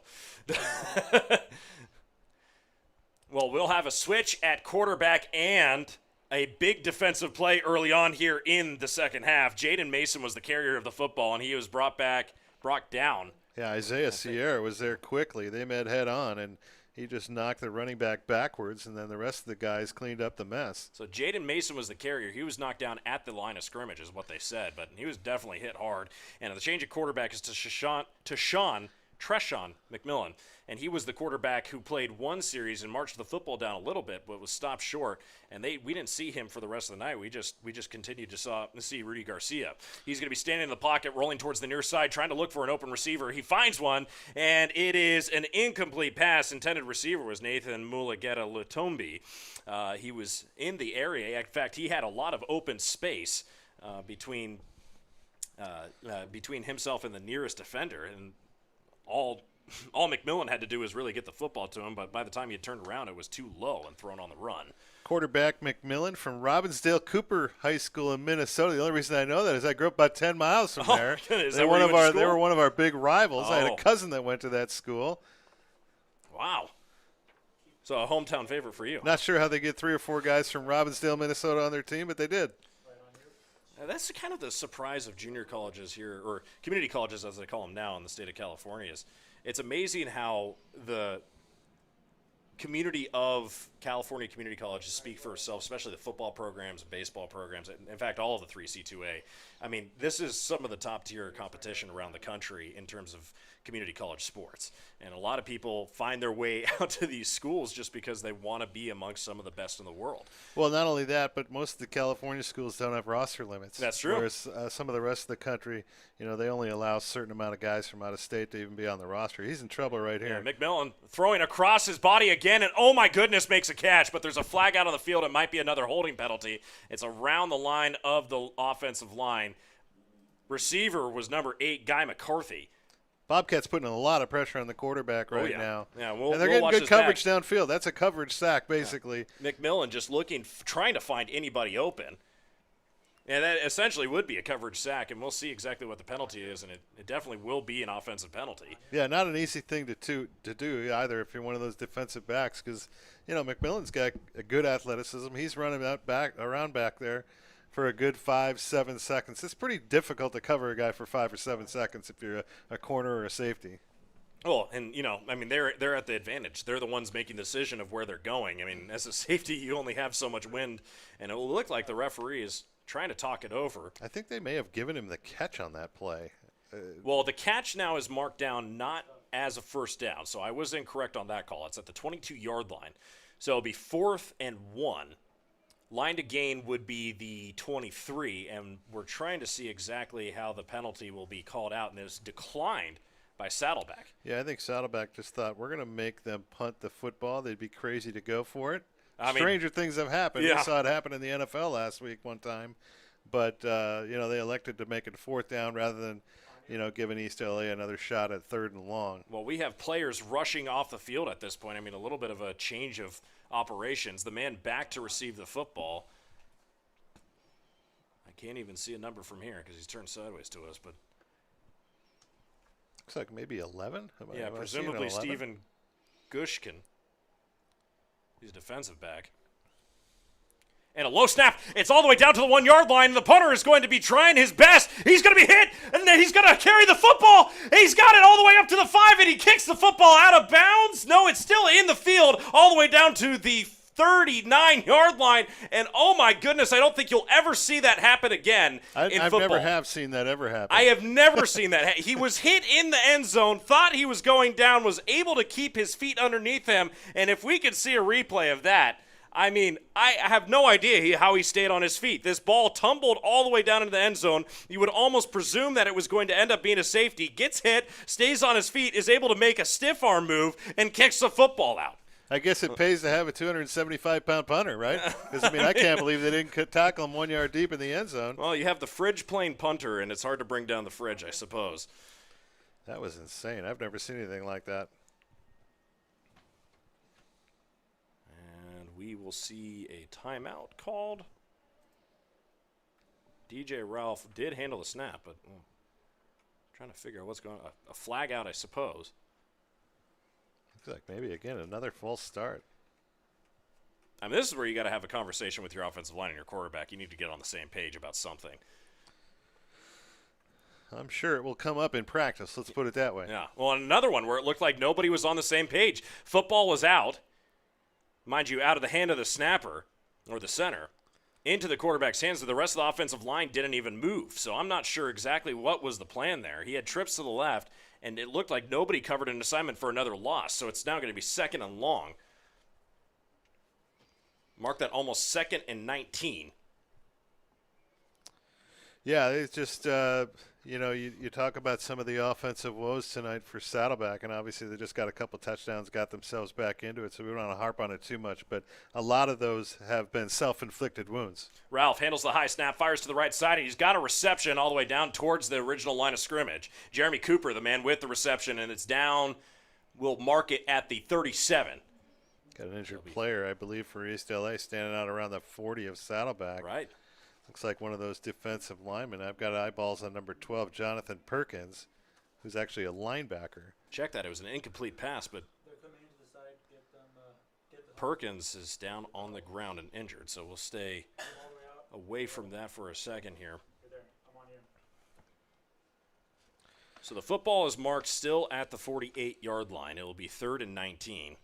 Well, what do the Bobcats do here? Do they try to get half of it back and then maybe you go for it on 4th down, or you try to take a shot downfield? Well, I would say that the play that they ran a second ago was at least to an open receiver. Jeremy Cooper did get separation, so if you can run something towards the edge, towards the side, and get half of the distance, it might be wise to go for it on 4th down. I mean, we've seen them do gutsy calls like that before. It depends also on what exactly your field goal range is and how comfortable you are at 50 yards.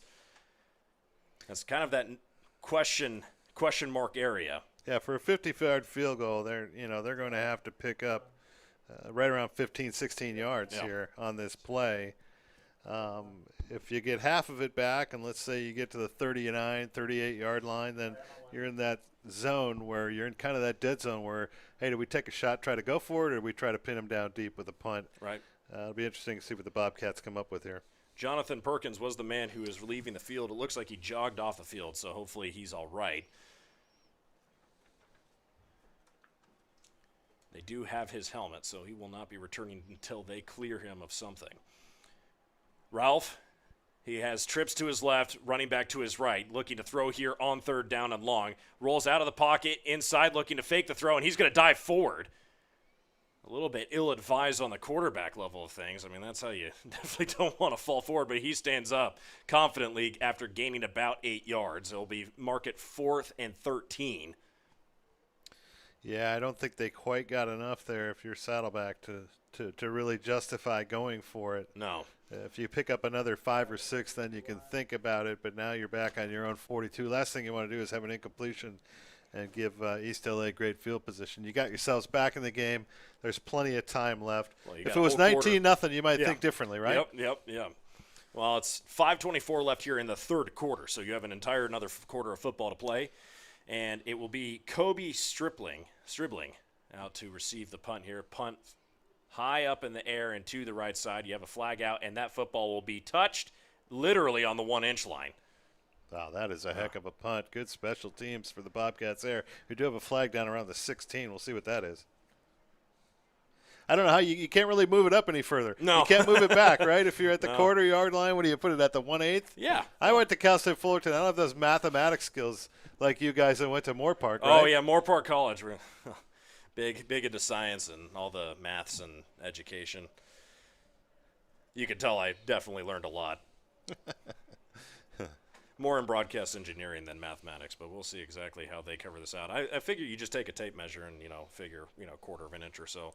And they will. They'll mark it all the way down to A scientific measurement right there. Wow. You can't get any closer to the end zone No. if you're East LA right now. So now here's the real question. Do you choose to throw or pass or run the football? I think you got to try to run it right up the middle to 22 if he's out on the field. Jaden Mason is on the field. He will be the single back in the game. And it looks like a change at quarterback again for Eastern Los Angeles College. And they will have a designed run to the right side, and Mason is going to make it up, mark him for 3 yards, make that 4. So a solid run along the left side. It puts him out of the danger zone for now. Yeah, they're just trying to get off their own doorstep right now, and that's kind of been their bread and butter guy all night long. He's had a nice night, had the big long touchdown run. Well, he's been their hot hand on the season. Yeah. At the end of the day, though, they're still at their 4-yard line, and they've had a hard time hanging on to the football here in the second half. Saddleback defense. A little bit flat on the top there, looking to do pass defense, thrown and in and out of the hands of their number one receiver. That's Felton. Yeah, and I think you're correct. They broke out the Vaseline in the halftime and said, all right, guys, I have something for your gloves. I want to talk to the equipment guys a little bit. Yeah. Of course, we're joking, obviously, but that one went right through the heart of the hands right that there. That should be a catch. See it right there. Oh. I mean, right off of his head. Very fortunate it didn't bounce towards 20 there. The Bobcats would have had another interception. So mark at 3rd and 6. Check that 3rd and 7. Rolling out to the right side.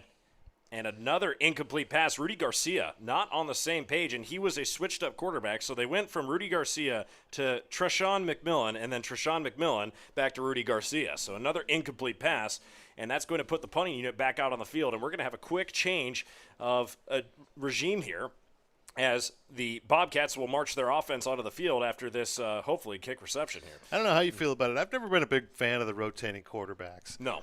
To me, it's really hard for a kid to get into a rhythm. I just don't like playing a guy every other possession. It makes no sense to me. Looks like there's constant confusion out there. Well, the kick is up, and Golshkin is the one to keep it, and he's not going to call for the fair catch as he bounces off as a tackle, runs to the 25, down to the 20, down to the 15. He bounces off another tackle. He keeps his feet underneath him, and he's going to be brought down around the 14-yard line. And another great play, and on special teams, it looks like they've worked out whatever mistakes they had. Steven Gushkin is the man with the football and the hot hand, but there is a flag down on the field. We'll see what it's called for. Yeah, that flag came out well afterwards, and Gushkin, it was like a pinball machine there. He just was bouncing off guys. I think there was about 8 or 9 Huskies that had a hand on him at one point, and he just kept slipping away from them. So we have another penalty marker and unsportsmanlike contact. So a 15-yard penalty, that's going to erase any type of momentum forward. 15 from the spot. Yeah, that's just that's one of those mistakes that you just they'll have another conversation about that during the Post-game conversation during the course of next practice, week. That's one of those you might run around the field about 15 times on, right? Yeah, you'll get a little sweaty, as they say. Trips to the right, one to the left, and it's going to be DJ Ralph once again. He's got a back beside him. Looks to be Jamari Farrell. Backing up, backpedaling, and throws forward, so it is a forward pass but incomplete, and a good job of getting the football away as opposed to taking the loss. Tries to get it to Jeremy Cooper, incomplete. Yeah, good pass coverage there by the Huskies. I think Ralph just threw that ball away. He knew there was nothing there. He saw the defenders coming up on the potential receiver, and he said, I'm just going to throw it at his feet. That way we aren't going to lose any yardage. Right. Clock stops. Live to play another down, right? Yeah, well, and it's 2nd and 10 from the 28-yard line as opposed to 2nd and 15 or wherever you could lose it from. Ralph hands off the football and stumbling forward and hit as he goes down. It looked to be Anthodius Ashley, running back on the play, number 22. Bobcats get a couple yards. Important 3rd down play here now. You are in field goal range. If your field goal kicker can kick one, it would be about, 44 yards from here, or 43 yards, something like that. Well, the football generally will travel 5 yards in reverse. So, yeah, you're looking roughly a 41 to 42-yard field goal from this spot. They're at the 26-yard line, and another false start penalty as the center grabs onto the top of his helmet and is trying to figure out what is going on here. It's William, I think it's Savar, is the center, and he obviously frustrated as the false start penalties seem to rack up, and this only puts the football farther back. Yeah, I almost got to wonder if maybe the East LA guys are, chanting out their own pre-snaps. Yeah, and trying to get a different cadence going in everybody's head. Confusing the offensive line a little bit. Ralph trips to the right, one to the left, has his running back to his right who's going to be blocking. In the pocket, standing tall, he's going to choose to run forward, fires across his body to the left, finds a lone receiver who's going to be knocked out of bounds after a gain right towards the original line of scrimmage. The man with the football is Darius Maxwell, and it's going to be 4th down and 9. So we'll see what unit comes out onto the field, and it looks like a confusion from the sideline. You get a chance to tie the ball game here if you got a kicker that can put it up through the uprights. And it looks like the kicking unit will be out there. So we'll have the field goal unit out on the field. Yeah, I think Connor Grace is going to come out and try what looks like it's going to be about a 43-yarder. So mark it 43 yards. The football is spotted at the 27-yard line. Will be kicked from the 34. Grace, a 44 yards. Grace. Kick is up. And it is no good to the left of the upright. So a missed opportunity there. Long field goal. There wasn't really much wind. And it'll be a change of possession here with 2:17 left to go here in the third quarter. Yeah, he had plenty of distance. He had an extra 4 or 5 yards on that, but just yanked it a little bit left.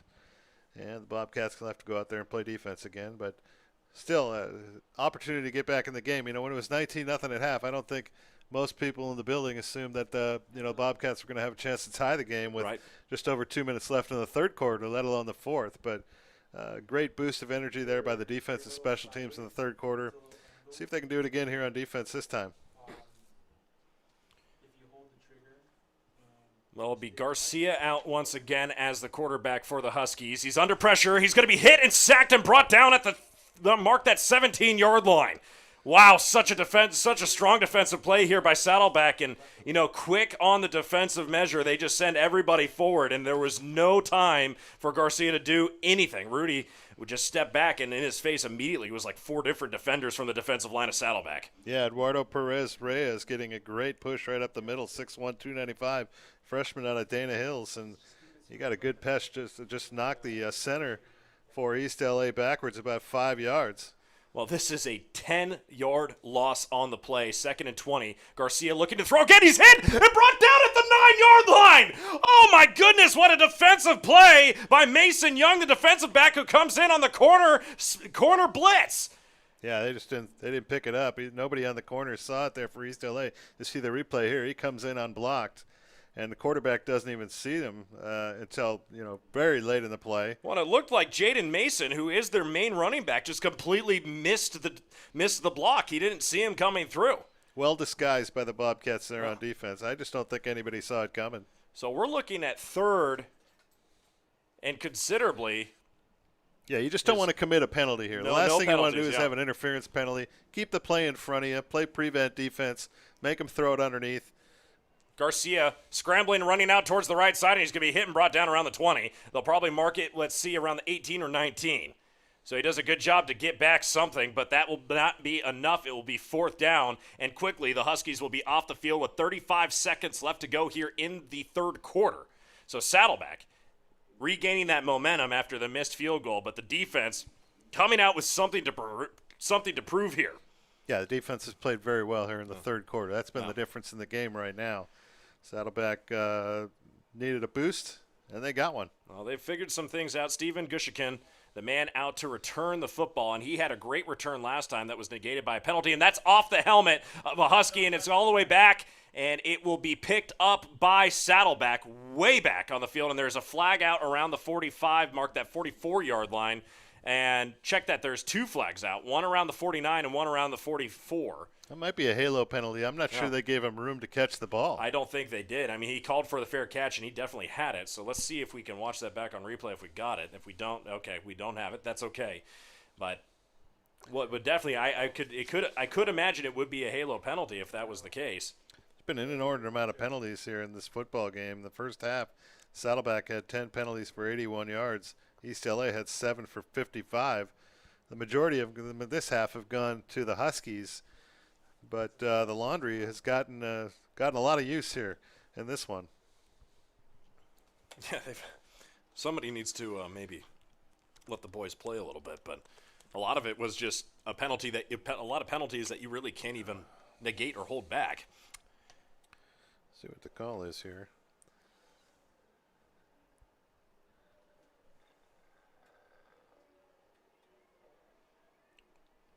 No.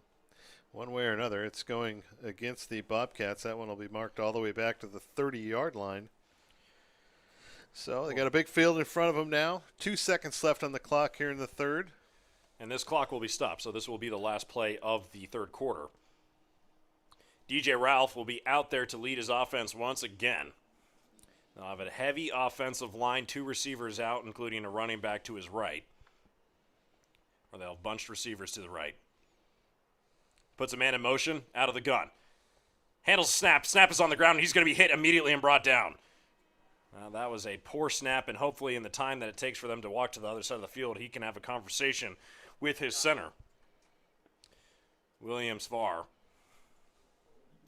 Well, it ends on a sour note there at the end of the third quarter, but it's only a loss of a couple, and I think if you're Saddleback now, you kind of feel like, well, I think we're kind of back in this football game. The defense has started to play like we expect them to play. You got a little bit of a boost of energy from a new quarterback.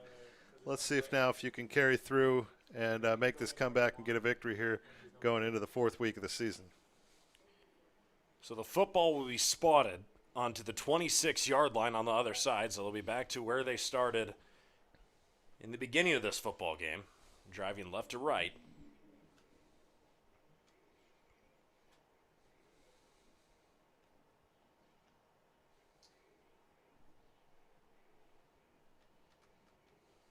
A lot of football left to play out here. Bobcats 16, Huskies 19, second and 14. The ball's marked on the 26-yard line.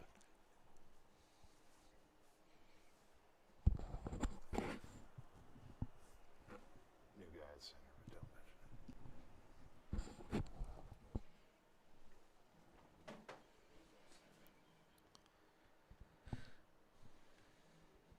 Ralph handles the snap. First handle of the fourth quarter will be a throw over to Nicholas Witkowski. I think it's actually Brian Shearer, number 89, if I'm not mistaken. Was it Brian Shearer? Okay, well, calling the wrong name there. Bobcats, in an unusual twist of fate this year, under Mark McElroy for 20 years, they hardly ever had a tight end on the roster, and when they did, they just didn't catch a lot of balls. And, they've gone back to an offense now with a tight end on the field, so we haven't seen this kind of stuff in a long time around here. Ralph rolling out to the far side. Throws on the run, fires deep and out of the hand and reach of Jeremy Cooper, who was wide open crossing across the middle of the field, and that's going to be fourth down and 11 from the 29-yard line. So another change of possession Yeah, Cooper had a step there on the defender, and that one just looked like it sailed a little bit on Ralph. It did sail, and it was just out of the hands as we watched it on replay. I mean, Jeremy Cooper was very close. It's the first time Ralph's been in the game all season long now, and they have to work out the communication between he and the receivers. Got to get on the same page. Maybe next time around they work that thing out and they connect for a touchdown. Oh, punt almost blocked, but it just got away, and there will be a roughing the kicker potentially coming up here as fielding the football is Kobe Stribling. It'll be his first reception as the return man, and he's going to be hit and brought down. Yeah, I think this is the 15-yard variety here. The Bobcats are going to catch a break and get a first down here. Yeah. And yes, it is. The offense will march their way back onto the field. So everybody stand up. There's no time to sit on the metal bench there on the sideline. Yeah, if you're East LA right now, you can really only look at yourselves. You've had the turnovers, you've had the penalties, and now you've given away a big first down when your defense finally got to stop and was going to get you out the field.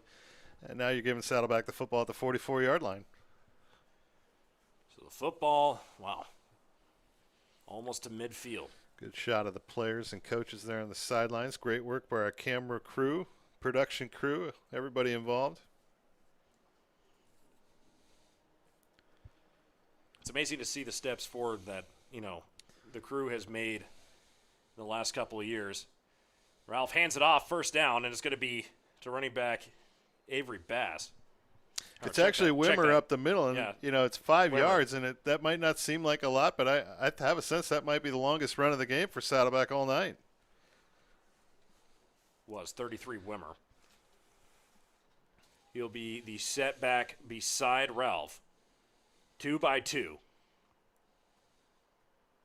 Handles the snap, fakes the handoff, quick throw, and almost in and out of the hands. Jeremy Cooper turning around. He had one hand on the football, but wasn't able to bring it in. Again, it's just one of those timing things. New quarterback, working with wide receivers. Just a little bit off on the timing. That one was a little bit behind Cooper. Next time around, I bet they're firing on all cylinders on that and play. There's another flag out on the field.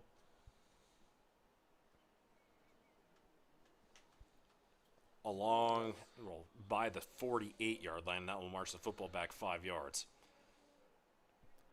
The officials are not bashful tonight, are they? They've been very liberal with their use of flags.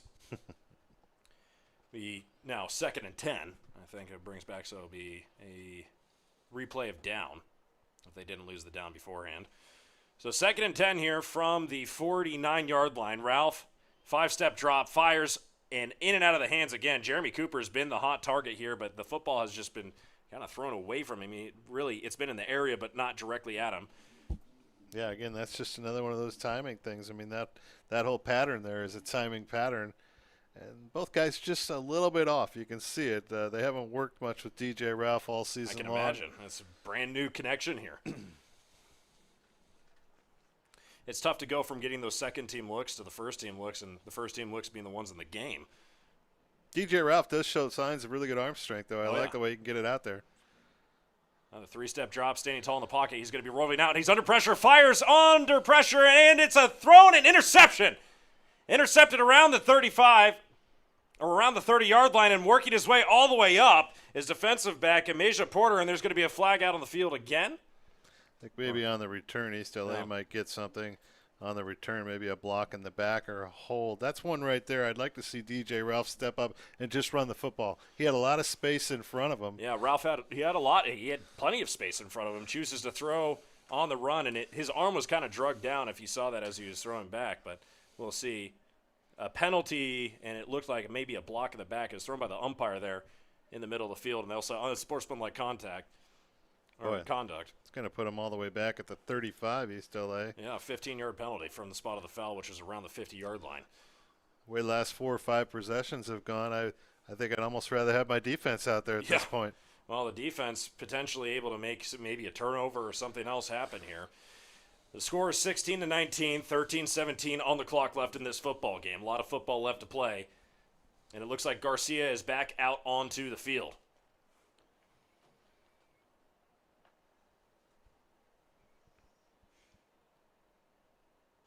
Spreads his running back out wide. Looking to throw downfield. He's standing in the middle of the pocket. The football is tipped and broken up Great defensive play here. Yeah, he threw it a little bit behind the Jace receiver, Hunter. which was Kadeem Richards. And good coverage there for the Bobcats getting back into the play and making a play on the ball.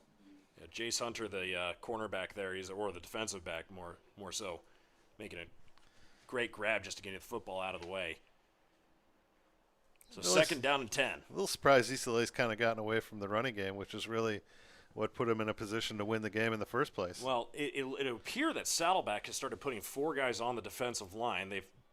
They were running a 3-man front for the most part here in the first half, and that football was handed off again to Jaden Mason, their number 1 guy, and he just kind of made contact and was brought down at the mark, that 36-yard line. So no real gain there. It's a 3rd and 9. Yeah, good push up front there from Sean Owens, also 99, Eduardo Perez-Reyes, who's back this week.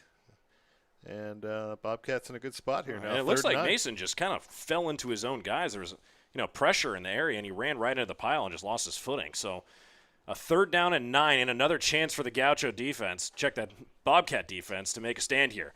Running to his right, Garcia trying to look for an open receiver, and there is going to be contact. No flags on the play, and that's what they're calling for on the sideline. And that'll be an incomplete pass and a huge 3rd down by the Bobcats. A great defensive maneuver, and we will see the punting unit back out on the field, but there is going to be a holding penalty called in the backfield that will most likely be declined as we see the punting unit or the receiving unit, special teams for the Bobcats come out onto the field. Yeah, Juan Lua with good coverage on that play, just along the sidelines. He had, it was just a wheel route almost to the running back, and Lua never gave up on the play. The running back thought there was contact. Officials saw it otherwise.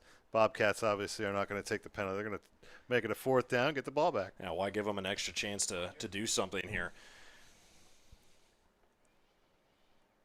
Snap is up. Kick is away. It's a good kick right there. Fishkin is going to elect not to even want to try and touch that, and it'll be all the way down to the 9-yard line. Mind you, he kicked that football from roughly the 27, 28-yard line, so an unbelievably long kick, all the way down to the 9 of Saddleback. Yeah, best kick of the night all night long for that guy.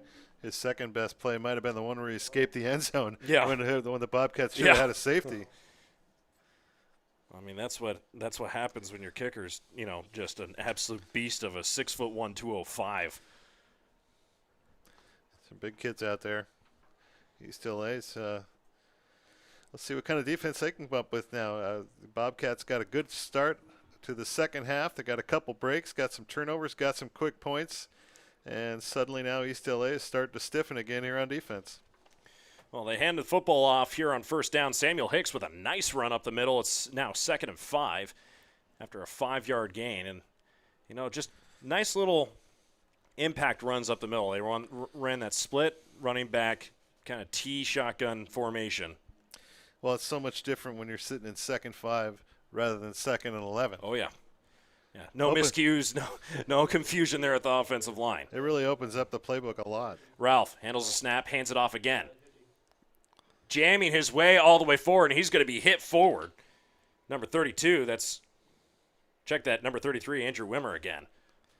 That's the best 2 or 3 runs in a row the Bobcats have had now. They've had 5, 5, and 6 on their last 3 runs.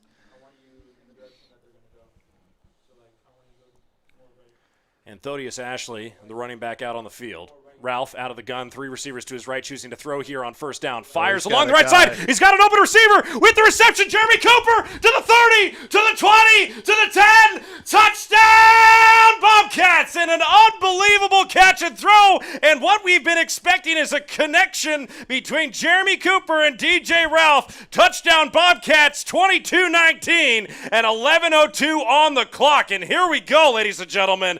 Bobcats score again. Yeah, we talked about the timing was a little off the first few passes. It wasn't off on that one. No, it was the same exact pattern that they've been hinting at that they were just a little bit off with the last couple of times. It was a nice little seam route along the right side, the near sideline, and they were just able to make that connection finally. It's really good recognition by the quarterback. He had single coverage on the outside. Cooper beat the defender. Almost looked like he slipped or he fell down or something. You could see once the ball in the air, it was just a matter of is he going to hit him in stride or not. Kick is up, and it is good. 23-19 with 11:02 on the clock, and the Husky offense now reeling to try and make a difference here. The defense of the Huskies has to be absolutely winded as they have been on the field a lot more than their offense has in this second half. And we're going to watch this thing as he makes his way all the way down to the end zone. Jeremy Cooper, what a beautiful, beautiful play.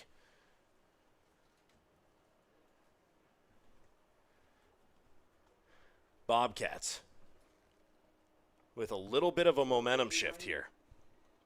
If there is a chance that they might run to the end zone, I want you to be like in the middle of that. As we see the kicking team come out onto the field again. We'll have two men back here for the Huskies. Anthony Felton will be on the far side. Kobe Stribling, near side.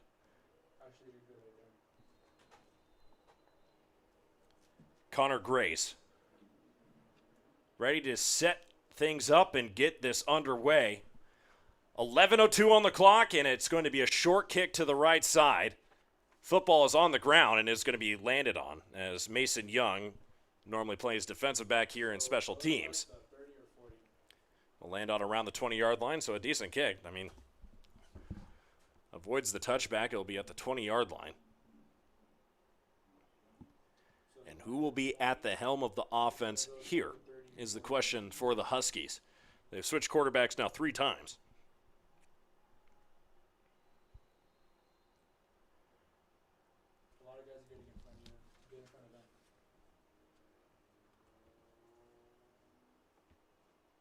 Garcia will be the man under center. Yeah, might be too far. Get closer. Go to the 35. Garcia puts the man in motion.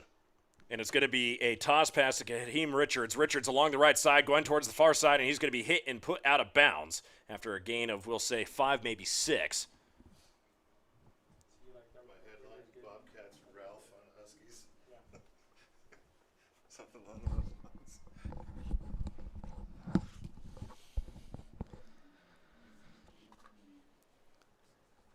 Well, again, we've been saying it. The Bobcat defense has really given this team a spark, and now finally the offense has responded. They've made some big plays of their own. It's almost like they're starting to feed off one another. Oh, yeah. 2nd and 4 now with 10:52 left to go in this football game.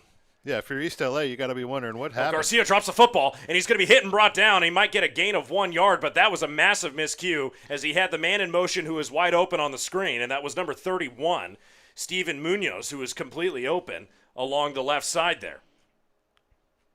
Desperation time. If you're East LA, you need to get a first down right now. Well, and you can imagine the stress level has gone up on that sideline because every bit of you was going, we were winning this game. What just happened? Yeah, last time they had a big play was a touchdown run in the second quarter by the big running back, and it's been few and far between ever since. Garcia under pressure again. He's going to be hit and sacked. Marking a sack for the defense. The Bobcats solid on defense again, and they are backed up all the way towards the, we'll mark it, 21-yard line. Got a little message from one of the parents at home watching the game. Parent of the punter, Dylan Widener. We had been pronouncing that wrong, so Widener. we apologize for that. It's Dylan Widener, the punter, and he did have the tied school record last week. So beautiful. Hopefully Mr. and Mrs. Widener out there are still watching. Didn't get offended too badly by the mispronunciation. Undoubtedly, we have been enjoyed his punting ability and skill tonight. He's done a very good job of pinning the Huskies deep in their own territory. Punt is up and away. This one's going to be a high one and not very far. It's not going to be called fair catch as it bounces around the 50-yard line, and the Huskies are going to have no choice but to touch it around the 47 of Saddleback. So a change of possession coming here, and we will be looking at what will be slightly different at the helm offense of the Saddleback Bobcats, as DJ Ralph will presumably be running his team out onto the field, and he does. So here comes the offense once again. And that connection between Jeremy Cooper and Ralph most definitely going to be a thought-about threat here from the Huskies. You know, if you're Saddleback right now, you've got an opportunity to put this game away. Oh, yeah. You're up by 4 points. And, they basically have had a 23-point turnaround here just in the third quarter in a few minutes. Well, they check that. It's a quarterback keeper on first down, and Ralph is just fighting his way forward. I mean, he looked like he was taking all kinds of hit and contact in the middle of that scrum there, for lack of a better term. Had me confused. I thought Samuel Hicks had taken the football and run towards the right side. Ralph reminds me a little bit of a guy that was here 2 years ago, a guy by the name of Chance Nolan, who's starting for the Oregon State Beavers tonight against USC.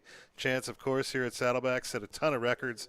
Ralph kind of reminds me a little bit. Only difference, he's left-handed. Yeah, same build, same body type.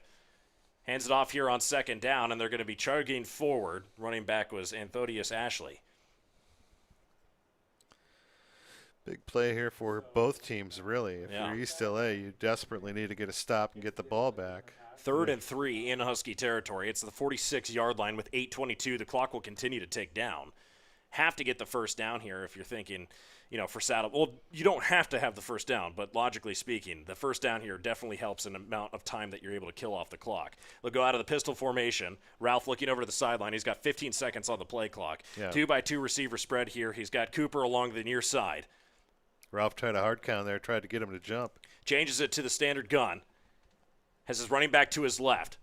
2 seconds on the play clock, hands it off, and stumbling forward and somehow staying on his feet, diving towards the 45-yard line. It's not going to be enough, was Anthodius Ashley.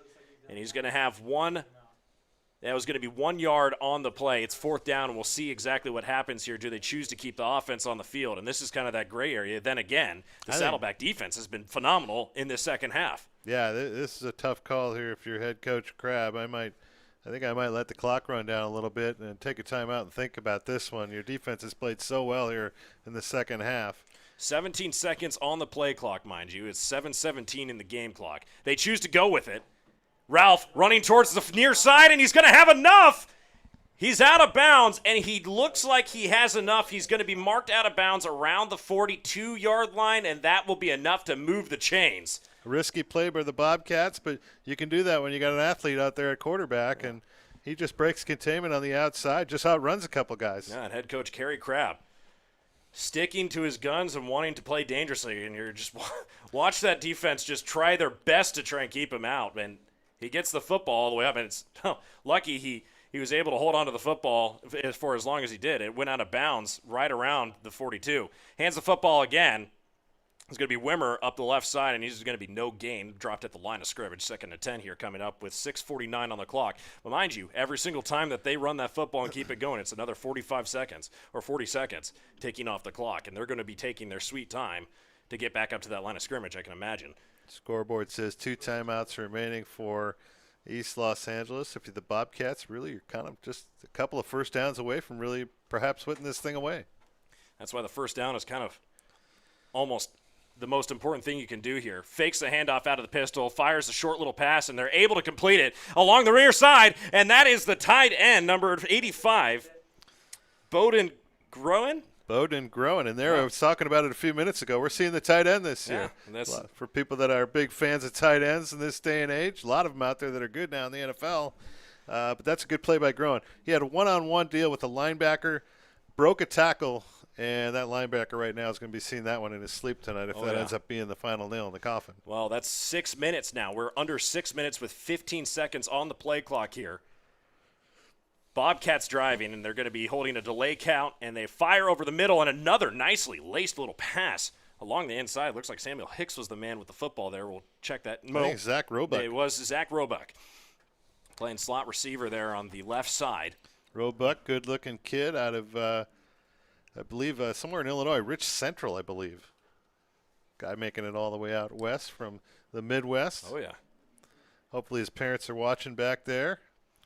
5:26, 18 on the game clock or on the play clock here. Just running backwards and a nice little back toss and hit and brought down is going to be Wimmer, but That was a good job of just keeping the football from either getting turned over or a loss of down. Hey, that's a heck of a play right there by 20, Jeremiah Jackson Trotter. Bobcats must have had 5 guys out there ready to block.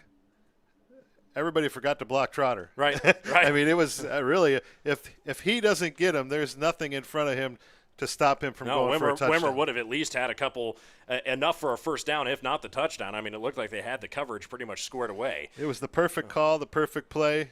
Just wasn't perfect execution. Under 5 here in Saddleback. Standing tall in the pocket, moving forward, and he's going to be hit and brought down, or knocked down more so. And that's DJ Ralph, hit by the big man, number 85, Daryl Jones. Check that. 88. Yeah, Ralph just ran out of time there. He kept backpedaling and finally there was a couple guys there from East LA that kept getting a good push over there on the left side. Looks like 98. Yeah, it was 98. Jaleel Riviera Harvey. So 4th down, Bobcats, are they going to try and punt this thing? Are they just trying to drive East LA off sides? No, Ralph They're standing in the actually pocket go for it. again, They're looking to throwing. go for it. Fires tipped at the line. It's going to be intercepted around the 23-yard line. Moving inside, making a break towards the inside of the middle of the field, and he's got a lot of space. It was number 12. Yeah, Jonathan Perkins, the linebacker who was able to make the interception. He brings it all the way back up towards midfield. I got to ask the question, why did the Bobcats punt the football there? Punt the football or kick the football. You're, close enough to field goal range, even though your kicker had already missed. 3 minutes and 53 seconds. The defense now going to be asked to do something very big here, and that was tipped at the line, and, right into the hands of Jonathan Perkins. Well, you're going to have to ask the defense to go out there and make some more plays, right? Well, this will be a very big possession for the Huskies. This is presumably one of their last chances to at least get this game turned around. Garcia will be the man under center here for the Huskies. He'll be out of the gun, 2-by-2 spread receivers. He's got his running back slightly off center, off his left. And they're going to fake the handoff. Garcia in the pocket, under pressure. He's running towards the near side. He's going to be hit and brought down. It's a loss of yards. And that is exactly how you want to start this series if you're the Bobcats defense. Yeah, 2 guys in there for Saddleback. You had Chad Nushi. You also had Gabriel Colburn. Both defensive lines right now kind of taking over this football game. Oh, yeah. Saddleback. And you see how they're keeping them contained now in the pocket? They're not allowing those guys to get outside and make a play on the run. Well, the more time that they allotted Garcia in the pocket, the more time they gave the receivers a chance to get open. In the offset pistol, Garcia fakes the handoff again. Short little pass over the middle, almost intercepted, and it is! It's intercepted! Bringing it all the way up to the 45, down to the 40, all the way down to the 30, 25, 20, 10, 5, touchdown, Bobcats! That's a big play right there. Angelo Rooks. Angelo Rooks! Caught one off a pinball shot, went right off the wide receiver, right into Rooks' hands. It was like catching a big bread basket. He looked up, saw nothing but open field. The eyes had to be as big as a basketball on that one. Oh, my goodness. Those are the opportunities you always hope that you have as a linebacker or a defensive back, that just the football will be popped up in the air and it'll be the easiest catch and run you'll have in your entire life. And what an unbelievable play. See the excitement down there on the sidelines. A tremendous turnaround here for Saddleback tonight. They looked dead in the water, 19-0 at halftime, nothing going right. And they have just come out here and played an entirely different second half. And we'll watch this one more time as they get ready to kick for the extra point. And this is just off the hands of Nicholas Hill. Being in the right place at the right time, that's what they call that, right? Oh, yeah. Or check that. That was off the hands of Kadeem Richards. Extra point is up and good. So mark it 30-19. At this point, the Huskies are chasing a guaranteed two possessions. With 2:59 left on the clock, they have 2 timeouts. That's important to remark here. Yeah, East Los Angeles, I think, is going to be kicking themselves after this one. They had a perfect opportunity to go 3-1. They played a great first half. Took advantage of some mistakes by Saddleback, but you go back to those turnovers right at the beginning of the second half. Well, and that was what it took, was just enough to change the momentum and get the encouragement out there that these guys said, hey, this is possible. We're not completely destroyed. See the cheerleaders there? Got a nice smile on their faces now, a whole different demeanor than we had about 40 minutes ago. A lot different feeling. So if you're Saddleback now, if you can get out of here with the win, you improve to 2-1. You get Ventura and Mount Sac back-to-back weeks. Saddleback with an odd schedule this year. They have 6 home games. They were supposed to play LA Southwest out of the gate. LA Southwest didn't have enough players, so the Bobcats ended up playing Glendale in week 1, and they played it here where it was supposed to be a road game. So they actually have 6 home games. This is the first of 3 in a row as they get Ventura and Mount Sac over the next couple of weeks. Well, what a nice night for football. And aren't we just happy that SCFA football is back? Oh, absolutely. I mean, this is just so awesome, and in a great atmosphere such as Saddleback and the new stadium. I mean, you couldn't want anything more than this. Kick is up, and it will be fielded around the mark that 5-yard line. Kobe Stribling, the man bringing it all the way up towards the far side, and he's going to have a nice little seam and room to run all the way up to the 40 to mark that 37, 38-yard line. So on return, the Huskies have been a little bit dangerous. There's been a couple times where they're very close to running the football all the way back. Yeah, it's tough. It's tough going now for East LA because they don't really have what seems to be that stretch offense where you can throw it deep. They're just not giving the quarterback enough time to let the play develop. Well, and the defensive line has just been unbelievable tonight for the Bobcats. Yeah, they played very, very well here in particular in the second half. Sean Owens has gotten loose a few times. Seen a lot out of Gabriel Colborn tonight. He's had a nice night. They had also Eduardo Perez Reyes has had a great second half. And the DBs all night long have really covered well. You know, they made a number of plays in the first half. Garcia in the pocket, had time to throw, and that pass is broken up with a great play over the top. Kadeem Richards was the man who was intended for the pass, and he was the man who tipped the ball as the interception last time. Yeah, J.C. Hunter again with another nice play. As it wasn't a bad pass. It was just good coverage. We do have a penalty on the play, though. I wonder what this one's going to be. Well, it's in the backfield, so, oh, goodness. Is it a late hit on the quarterback? Maybe a late big roughing the passer kind of situation. That's going to put the football all the way into Saddleback territory around the 47-yard line. Don't go away yet. No. 2:42 on the clock. 30-19 is the score. 2 timeouts remaining for the Huskies. It'll be 1st and 10 from the 47. Garcia still the man in the gun here. Running back to his left, choosing to hand it off here on 1st down, and that's going to be their number 1 running back, Jaden Mason, all the way out towards the right side, and he's going to be hit and brought down. What a sensational tackle on the far side of the field. Helicopter tackle there is, I believe it was 19. Mason Young came up and just flipped the running back over. Let's see if we can get a replay of that.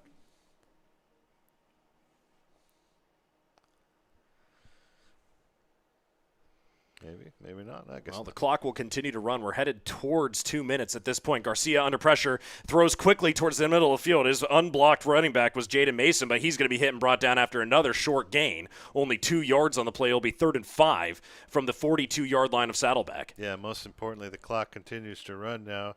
That's the worst enemy of East LA. I think they're going to have to take a timeout. They called a timeout. 2 minutes remaining on the dot.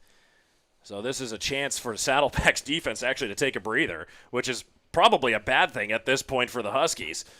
Bobcats really rallied to the ball on that one. You saw 62, Drew Hernandez, also 42, Keegan Netherton, both rallying to the football. You want to stop them from that 1st down because if they get that 1st down, the clock automatically stops in college football. Right. You stop them short. Now you force them to take their 2nd timeout. Oh, yeah.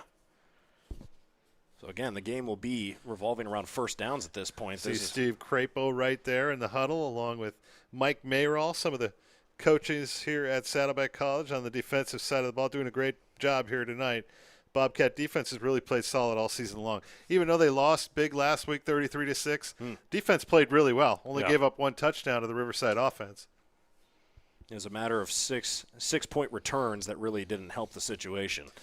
No, the 2 pick sixes are never good. Yeah. You see that in a game, and chances are you're going to be on the wrong side of the scoreboard. Yeah. Garcia, 3-step drop, looking to throw long. He's got an open receiver, and it's tipped out of bounds. And what a beautiful, beautiful defensive play by Steven Gushikin. Gushikin's had a nice night, had a couple of nice returns. That was a sensational play right there.